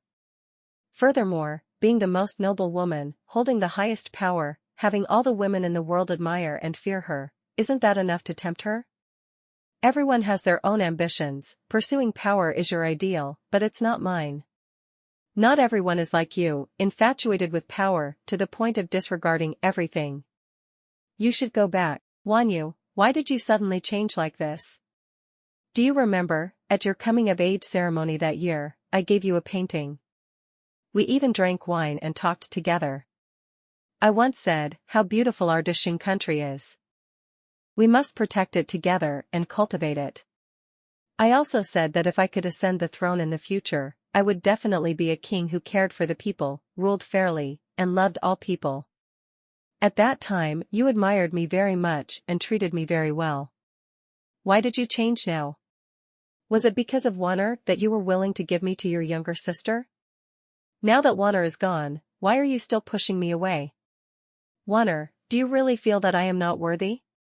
Xia Wanner coldly replied, Your Highness, have you forgotten today? At the banquet, you still remembered Wanner. Su Muxian still tried to defend himself. I was wrong. I always thought that I loved Wanner, but now I realize that the person I truly love is her. I did everything just to see her. But why did she treat me like this? From the beginning to the end, what did I do wrong? Humph. What's wrong? Our Xia family has suffered so much injustice and been deceived. What's wrong? Xia Wanyu laughed coldly. At this moment, she only hoped that Su Muxian could remember everything from his previous life, so that he would realize what he had done to her Xia family. If he could remember, she would not hesitate to confront him forcefully, and there was no need to hold back and respond to these vicious, hypocritical words. Go away. Go away now. Xia Wanyu was afraid that if she heard another half-sentence from Su Muxian, she would not be able to bear it and go crazy. Okay, I'll go. But Adu Su Muxian shouted loudly, then suddenly rushed forward to grab Xia Wanyu. Xia Wanyu resisted fiercely without any mercy, but after a few moves, she was held down by Su Muxian, and was even forced to kiss him. Let go. As soon as Xia Wanyu cried out, Su Muxian pressed her mute point, then he grabbed her chin tightly, pulling her face closer. Ah do you know why I easily broke in today? You think that the general's mansion is heavily fortified, plus Chu Tu Nim is just a weakling who sent someone to protect you, then you will be safe? You think that if you can avoid me once, you can avoid me forever? Ha ha ha. You underestimate me. I only gave in to you to make you feel complacent. But from today onwards, I will change the way I deal with you. I will make you realize that I am the most worthy person for you. Ah do, whether you agree or not, you must belong to me. After Su Muxian finished speaking, he bent down and forced a kiss on Xia Wanyu. Xia Wanyu angrily hit him with her head, making her dizzy. Ignoring the pain, she immediately spat out a mouthful of filth onto Su Muxian's face. Su Muxian was furious. Damn it. How disgusting. How can I kiss you like this? He immediately pressed her acupoints, laid her down properly, then went to the lake to wash his face. Although Adu hasn't agreed yet, I can't wait any longer. I have to make you mine first, then we can slowly cultivate our feelings. As Su Muxian spoke, he moved forward to tear Xia Wanyu's clothes. Don't touch me. Don't touch me. Xia Wanyu continuously resisted, her nausea rising uncontrollably. If she was humiliated by Su Muxian today, she would definitely fight him to the death. Just as Xia Wanyu was preparing for the worst, a series of arrows suddenly appeared from nowhere and attacked Su Muxian. Su Muxian was forced to temporarily dodge, and was forced to retreat to a corner of the rockery. In that corner, a group of secret guards from the general's residence were already lying in ambush, immediately surrounding him. Seeing the unfavorable situation, Chu Muxian was no longer stubborn. After a few moves of fighting, he found a way to run away. Then, at the corner of the rockery, Chu Tu-ran came to undo Xia Wandu's acupoints, worriedly asking, "Ah Du, are you okay?" "I'm okay." Xia Wandu struggled to stand up, and as soon as she landed, she ran after Chu Muxian. But when she arrived, she only saw an empty space. Chu Muxian had already escaped. What kind of protection does your general's mansion have to let the enemy freely enter and exit like that? You don't have any vigilance, you're all useless, Chu Tu-ran angrily shouted, scolding the secret guards. Your subordinates deserve to be punished. All the secret guards knelt down and admitted their guilt. Actually, they can't be completely blamed. It was my negligence today. I didn't let the secret guards follow me, and I didn't bring the hidden weapon that Aran gave me. Chu Tu-ran tightly grasped Xia Wandu's hand, his eyes filled with murderous intent. Not only did Chu Muxian dare to confront him repeatedly, he also dared to insult Du. He absolutely could not forgive this. At that moment, Chu Muxian suddenly climbed up the wall of the general's residence, laughing loudly and arrogantly. "How can you useless guards stop this king? Chu Tu-ran, do you know that I kissed you just now in the cave? Du's lips were both sweet and soft, smooth as silk. I touched them and shut up." Xia Wandu shouted angrily. "Shoot the bow and arrow. Shoot him to death for me." Chu Tu-ran also shouted loudly, holding the crossbow and shooting crazily towards Chu Muxian. At this moment, not only Xia Wandu, but even Chu Tu-ran wanted to tear Chu Muxian to pieces and feed them to the dogs. A series of arrows were shot like rain. His momentum was fierce. "Forget it, consider it as me letting you all be angry today. Du, I will come again another day." Su Muxian used the dense shade of the trees to dodge, and finally used his lightness skill to escape. Su Xiuran and Xia Wanyu did not chase after him, because they both knew that Su Muxian would not be killed so easily. To catch the big bird, one must first break its wings. After that, Su Xiuran called the secret guards, and Xia Wanyu summoned the guards in the general's mansion. The two sides coordinated to rearrange the defense system in the mansion, determined to apply stricter measures to prevent Su Muxian from having the opportunity to break in again. After this incident, Xia Wanyu and Su Xiuran agreed that in the future, the general's mansion would limit the number of parties held, to avoid unnecessary trouble. After everything was settled, Su Xiuran sent Xia Wanyu back to his room to rest. At this time, the sky was already late afternoon. The sunset was dyed with 2 layers of brilliant golden light, as beautiful as a fairyland. Aran. Du. The two of them stopped at the same time and continued talking. Du, you speak first. Chu Xiuran smiled and signaled. Xia Wanyu said, "Aran, when we were in the fake cave, Chu Muxian was actually not there." Before she could finish, Chu Xiuran covered her mouth with her hand. "No need to mention it again, I believe you. No matter what happens, as long as you are safe." Chu Xiuran just witnessed everything, how could he not understand? Xia Wanyu nodded, her eyes determined. "Aran, we must destroy Chu Muxian." Chu Xiuran replied, "That's right." Xia Wanyu asked, "Aran, what did you want to say just now?" Chu Xiuran replied, "No matter what, I will support you, even if it means dealing with Chu Muxian. Also, no matter where you go in the future, you must bring the jewelry I gave you for self-defense, okay?" "Okay." Xia Wanyu nodded in agreement.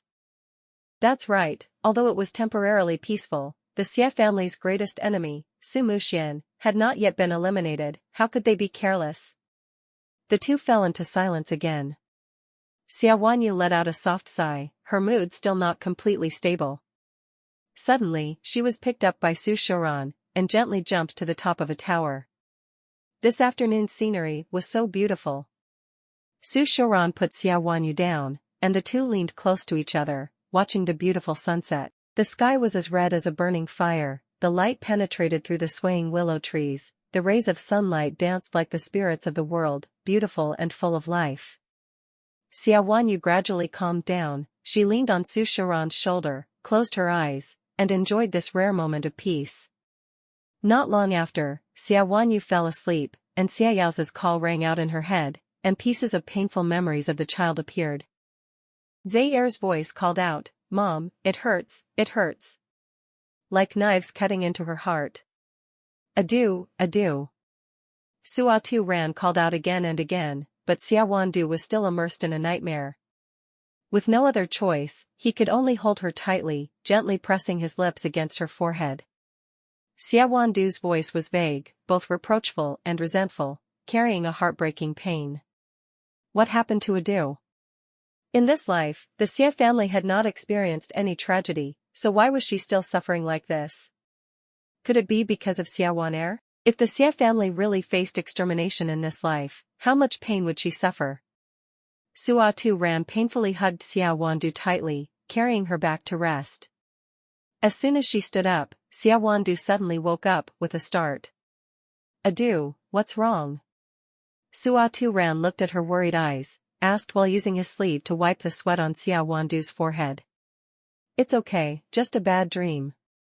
Xia Wanyu took a deep breath, calming his racing heart. What nightmare was it? Why, at this moment, did Su Xiaoran feel extremely uneasy? Was there something he was hiding? He couldn't remember clearly. It must be because Su Muxian had haunted him. Xia Wanyu forced a smile, trying to dispel his unease. That's right, how could he be afraid of Su Muxian? When facing him, he could only move forward, not retreat. Su Xiaoran let out a sigh of relief. A secret was weighing heavily on his heart. He wanted to protect Xia Wanyu, so that she could forever be happy, without having to endure any pain. Go home, take a warm bath, and relax. Waner has been saved, don't be so nervous. As for Su Muxian, leave it to me. Su Xiaoran gently reassured him. Okay. Let's go back, I still want to go to Huayin Temple to fulfill my wish. Xia Wanyu nodded.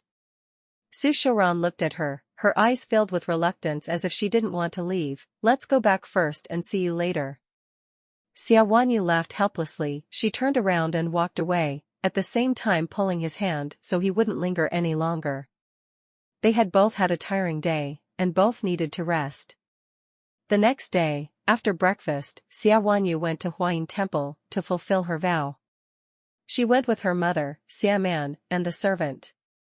Her father, brother, and Su Xiaoran rode horses beside her as escorts. Su Xiaoran told her mother that Grand Master Jing Kong had finished his journey and was currently resting at Huayin Temple. Her mother was overjoyed, wishing to meet Grand Master Jing Kong to pray for Waner. Grand Master Jing Kong's return this time was not revealed to the outside world, no one knew, but they would definitely have the opportunity to meet. Of course we can meet, otherwise how could I dare promise? Sutu Ran patted her chest and assured. Did you intentionally invite him back? Xia Wandu asked secretly. Not really, although I can contact him, his itinerary is not fixed, it is also difficult to invite him back in time. Sutu Ran gently squeezed her cheeks, joking, but your eyes look so lovely. Yes, the most lovely. Xia Wandu pushed his hand away, smiling and saying. Sutu Ran rode beside her carriage. He lifted the curtain and chatted with her. It must be said that, although the road to Huayin Temple was a bit steep, the trees on both sides were lush, the vines were tangled, the flowers were blooming, butterflies and bees were flying around, birds were hopping from branch to branch, creating a very interesting scene. It was just that the woods on both sides were too dense, and the inside was winding and winding, which was also where thieves often appeared. Xia Wanyu recalled the 2 times she had passed through this place in her previous life. She had encountered robbers and been schemed against by others, making her heart tighten. She really did not dare to be careless for a moment. Fortunately, this time the journey went smoothly, not even a bird appeared to block her way. It was only natural, this time with her father, brother, and Chu Tu Ran protecting her, which robber would dare to cause trouble? Even Chu Mu Xian did not dare to show up to deal with them openly. The road was clear. In no time, Xia Wanyu had reached half of the mountainside, where Hua Yin Temple was located. After offering incense and donating lamp oil, Yang Tong was anxious to see Master Jing Kong. Chu Tu Ran immediately led them to the back hall, to meet Master Jing Kong. Master Jing Kong had a round face, his round eyes were bright and sharp, as if all the evil spirits and monsters in the world could not escape his gaze. When Yang Tong saw Jing Kong, he was so moved that he immediately knelt down and sincerely begged Jing Kong to bless the two sisters, Xia Wanyu and Xia Man Ba. I am a monk who saves the world, it is my duty to bless these two ladies. Master Jing Kong clasped his hands and recited the Buddha's name. Du er, man er, come here and kneel down and kowtow to thank them. Yang Tong was so moved that he could not hold back his tears, and waved his hand to call Xia Wanyu and Xia Man forward.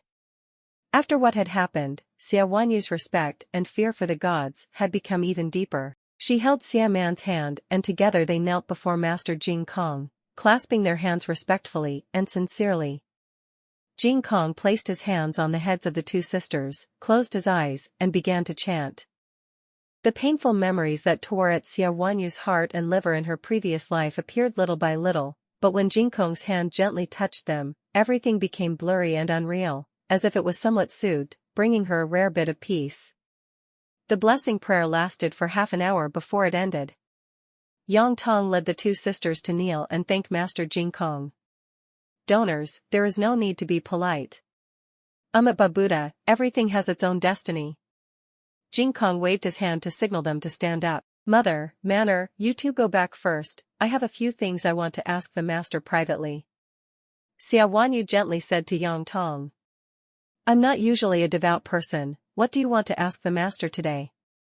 Yang Tong asked curiously. Xia Wanyu smiled, just a little doubt. Yang Tong asked again, what doubt, can't I tell mother? Xia Man pulled Yang Tong's hand, Mother, let's go first. There were a lot of people in the room, so it wouldn't be a problem for me to stay here and ask the master. After Xia Man finished speaking, he pulled Yang Tong out, leaving Xia Wanyu and Master Jing Kong in the meditation room. Xia Wanyu went forward and knelt in front of Jing Kong, clasped her hands on her forehead, bowed low, and respectfully begged, Master, the female donor begs you to help someone who has passed away. Jing Kong replied, then please report that person's name and time of death. Xia Wanyu hesitated for a moment. In this life, Yaoer had not yet been born, so how should she report her birth and death dates? But if Buddha had already seen through everything, it would be useless to explain further, so she decided to directly report Yaoer's birth and death anniversary from her previous life. Jing Kong finished listening, his tightly closed eyes suddenly opened, his gaze was sharp as a knife, he fingered the rosary beads in his hand, chanted for a long time, finally sighed, enough, enough, a person who died unjustly, it is difficult to be liberated. What did you say? The pain came, Xia Wanyu hugged her chest tightly, in her heart, constantly echoed Jing Kong's words. Downey cannot enter the cycle of reincarnation? Can only become a lonely ghost? Based on what? Based on what? Downey died unjustly, was harmed, should have been reincarnated, lived a peaceful life. Where is the reason of heaven? Don't be impatient, it is all due to fate, it is just that the time has not come yet. Jing Kong comforted Xia Wanyu, if the phoenix wants to reach nirvana, it must endure the burning of the true fire. You said it must still suffer? It must still suffer? In the previous life, she suffered enough torture, flayed flesh and bones, is it not enough? Xia Wanyu almost burst into tears. Please calm down, just wait patiently. Master Jing Kong clasped his hands, closed his eyes, as if he had entered a state of meditation. Xia Wanyu originally had many more questions to ask, but seeing Jing Kong's appearance at this moment, he had no choice but to wipe away his tears, try to suppress his emotions, fix his mood, and then retreat. Chu Tunin growled, you bald monk. Master Jing Kong remained calm, Amitabha Buddha.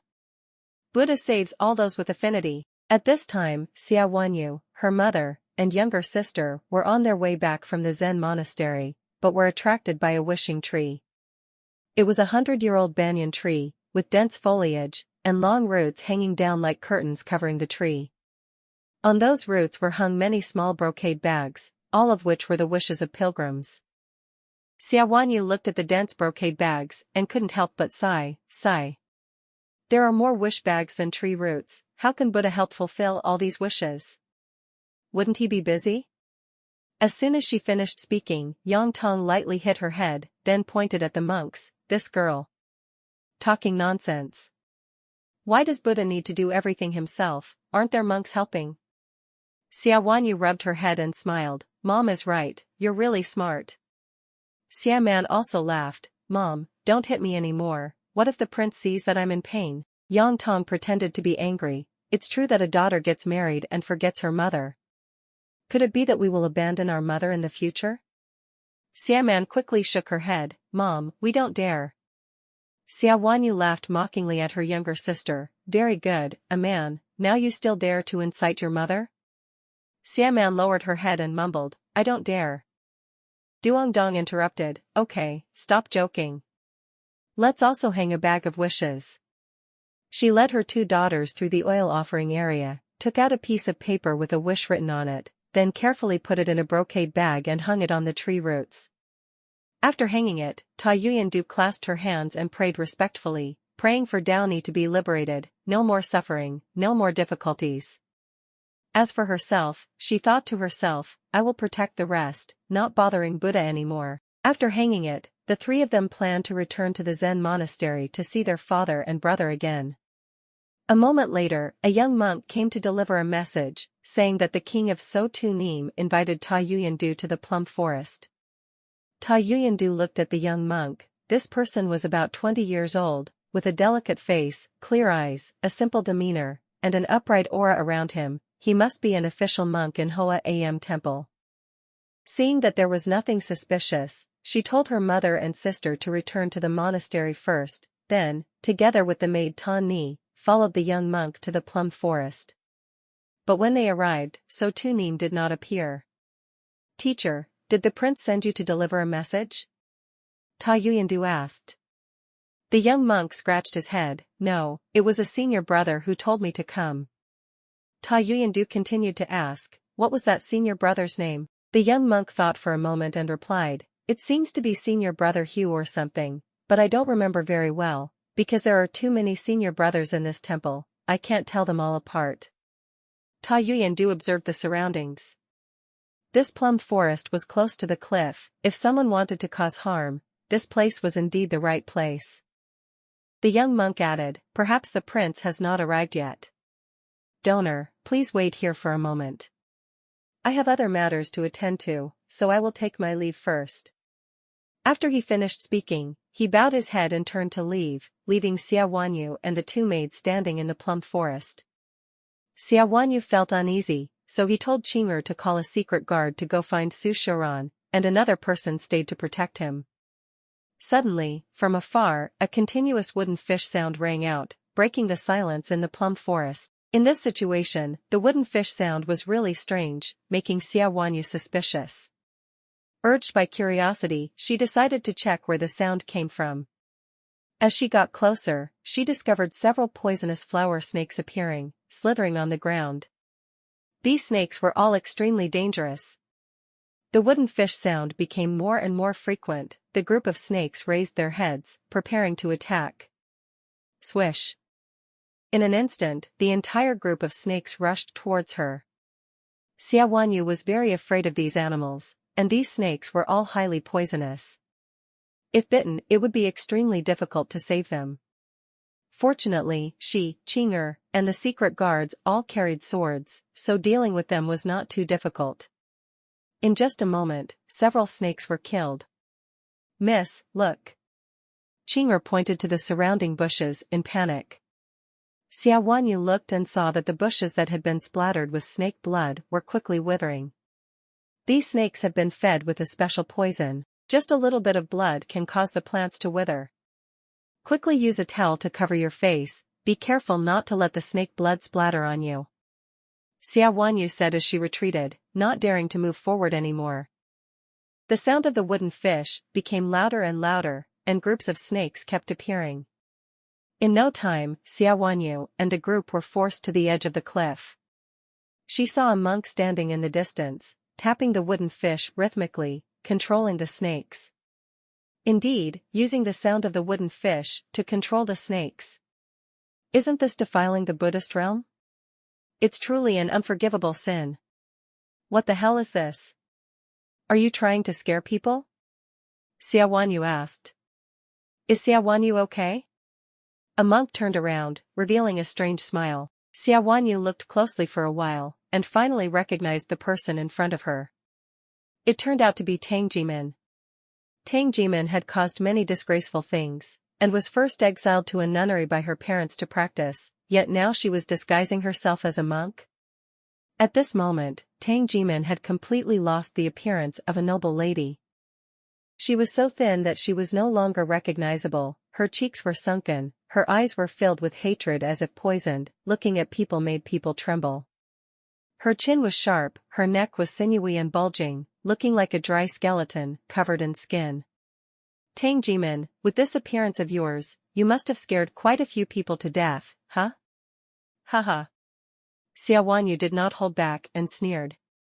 What Tang Jimin had to endure was all self-inflicted, no one could be blamed. Tang Jimin became even more indignant when she heard this, her voice hoarse as she shouted, Xia Wanyu, I became like this all thanks to you. Today, I will not let you leave here alive. Oh? Really? Xia Wanyu pretended to be surprised, sneered, Tang Jimin, aren't you a nun? Why did you become a monk? And even learned how to control snakes? What are you doing? Don't talk too much. Tang Jimin growled. Today, no matter what you say, no one can save you. After she finished speaking, she immediately knocked hard on the wooden fish rang out repeatedly. As soon as the wooden fish rang out, the poisonous snakes immediately rushed forward to attack. Oh, were they discovered? Xia Wanyu sneered, quickly drew her sword, cut off the poisonous snakes that were rushing towards her, then threw the snake corpses straight at Tang Jimin. Unexpectedly, Tang Jimin didn't dodge at all, letting the snake corpses fall on her body. The snake blood flowed down her shiny cassock, forming small streams, looking both horrifying and terrifying. Oh my god! What kind of evil magic did this Tang Jimin practice that she wasn't afraid of even poisonous snake blood? Xia Wanyu was secretly terrified. Previously, she remembered that Tang Jimin was exiled to Fuhu Nunnery to practice. It was a famous nunnery, she had also followed her mother there a few times, but had never heard of any evil magic being taught there. So what kind of fortuitous encounter had Tang Jimin encountered? But whatever it was, it seemed like she was no longer afraid of poison, perhaps she had successfully practiced some kind of evil magic. Xia Wanyu. Today I will make you pay. Tang Jimin laughed crazily, continuing to knock on the wooden fish. More and more poisonous snakes appeared, including rare snakes. Non-poisonous snakes also came to join the siege. At this moment, Chu Shoran led a group of people to come to the rescue. Although they had rich combat experience, there were too many poisonous snakes, as if they would never run out. Xia Wanyu realized that the situation was not good, and immediately ordered, Aran, use your bow to shoot Tang Jimin. Focus on attacking her, we cannot continue like this. Chu Turan was a little confused, and asked in a daze, who is Tang Jimin? That person wearing a cassock. Xia Wandu pointed straight at Tang Jimin. Hearing this, Chu Turan immediately understood, and immediately picked up her bow and shot continuously at Tang Jimin. Although Tang Jimin knew a little bit of snake manipulation, she had absolutely no martial arts skills. At first, she used the snake to block a few arrows, but in front of Chu Turan's accuracy, she was hit by an arrow in her arm. The sound of the gong immediately stopped. Taking advantage of this opportunity, Xia Wandu and Chu Turan joined forces, and without hesitation, charged straight towards Tang Jimin. Even though she was injured, Tang Jimin still charged forward, like a mad beast, using the last of the snakes to throw straight at them. Aran, don't retreat. Attack her straight, end it now. The two of them coordinated well, each with a sword, stabbing straight at Tang Jimin's heart. Blood splattered everywhere, Tang Jimin screamed in pain, her eyes filled with hatred as she stared at Xia Wanyu as if she wanted to hold a grudge for the rest of her life. Finally, she collapsed to the ground, and the sound of the wooden fish stopped. The snakes gradually retreated. How terrible. Even the corpse is full of poison. Let's quickly gather firewood to burn it, to avoid harming others. Xia Wanyu shook her head, sighing. Alright, otherwise, we'll bury it, to avoid causing trouble for the people here. Su Shoran said, with a look of disgust. After discussing, just as he was about to tell someone to go collect dry firewood, Tang Jimin's corpse had already begun to decompose, and in no time, all the flesh and blood had completely dissolved, leaving only a skeleton. With only a skeleton left, it would be impossible for her to come back to life, right? Xia Wanyu shook her head and sighed, how vicious. Who exactly is the person behind her? As soon as Xia Wanyu finished speaking, the two looked at each other and asked in unison, who is the flute player? Pinger, lead people to search the surroundings. At all costs, we must capture the flute player. Su Shoran immediately gave the order. Yes. Pinger accepted the order and quickly left. Next, Xia Wanyu and Su Shoran discussed and decided to burn Tang Jimin's skeleton, then use a stick to push him down the cliff. That flute player Aran was already an accomplice, why didn't she save Tang Jimin? Moreover, when she fell, her expression was not only pained but also excited, as if it was all part of the plan. Xia Wanyu shared her doubts. It was really strange. The world was so big, there was nothing that couldn't happen. But perhaps Tang Jimin was performing some kind of ritual? After all, she was just a skeleton now, could she be revived?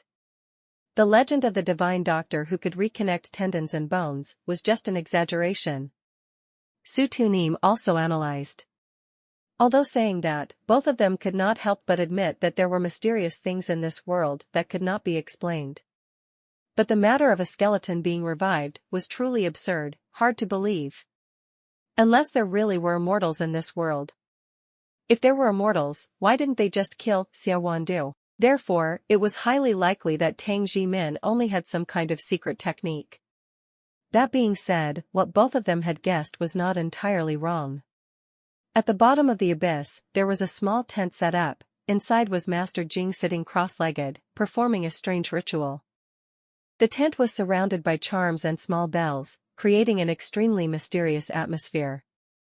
In the innermost part of the tent, an ice coffin was neatly placed, inside was Tang Jimin's body, still intact. The scene of the master meditating beside the ice coffin, constantly reciting mantras, seemed to be performing a ritual to help Tang Jimin revive. On the cliff, in the middle of the apricot forest looking at the destroyed apricot trees, Xia Wanyu sighed, Aran, today we destroyed a few more apricot trees. Su Shoran replied, these apricot trees are only slightly damaged, they are not completely dead yet. They have a very strong vitality, they will flourish again in a few years. Xia Wanyu nodded, how fortunate. How about we plant a few more apricot trees? Su Shoran smiled, of course we have to plant more. Master Jing Kong's apricot forest is very magical, it can absorb the essence of heaven and earth, bringing good luck. Let's plant a few more trees here, so that they can receive the Buddha's protection on our behalf, and help ward off evil spirits. When it comes to matters related to gods and Buddhas, it's better to believe in them than not. Xia Wanyu nodded in agreement. Then, Su Shoran had someone bring the apricot tree over, and together they dug a hole, planted the tree, filled it with soil, and watered it. After finishing, they returned. On the way, passing through the backyard, Su Shoran told Xia Wanyu to wait for a while, then went into the meditation room alone to meet Jing Kong. Old monk, Xia Wanyu was in danger in the apricot forest, why didn't you tell me in advance, at least to let people be on guard? Su Shoran scolded without any courtesy. Master Jing Kong clasped his hands and chanted Buddha's name, Amitabha Buddha. Young master, Miss Xia must go through this ordeal, both as training and to save others. If I had told you in advance, I'm afraid Miss Xia would have encountered even greater disasters. Su Shoran was not convinced, in any case, it's incomprehensible. A dignified monk, yet he is so clever, what a sin. Master Jing Kong still calmly replied, Babuda. Old monk. Su Xiaoran let out a scolding sentence, then turned around and left, returning to the front courtyard with Xia Wandu. I was afraid that old Master Xia would worry, so I didn't tell him about the incident in the apricot forest this time. Do you blame me? Su Xiaoran asked. Xia Wandu shook her head, feeling lucky that she didn't tell him. Not only was she afraid of making her parents and brother worry, she was also afraid that she would alarm Xia Man. Although Xia Man is now better, the wounds in his heart are still there. If he is too agitated, he is afraid that Xia Man will not be able to bear it and will collapse again.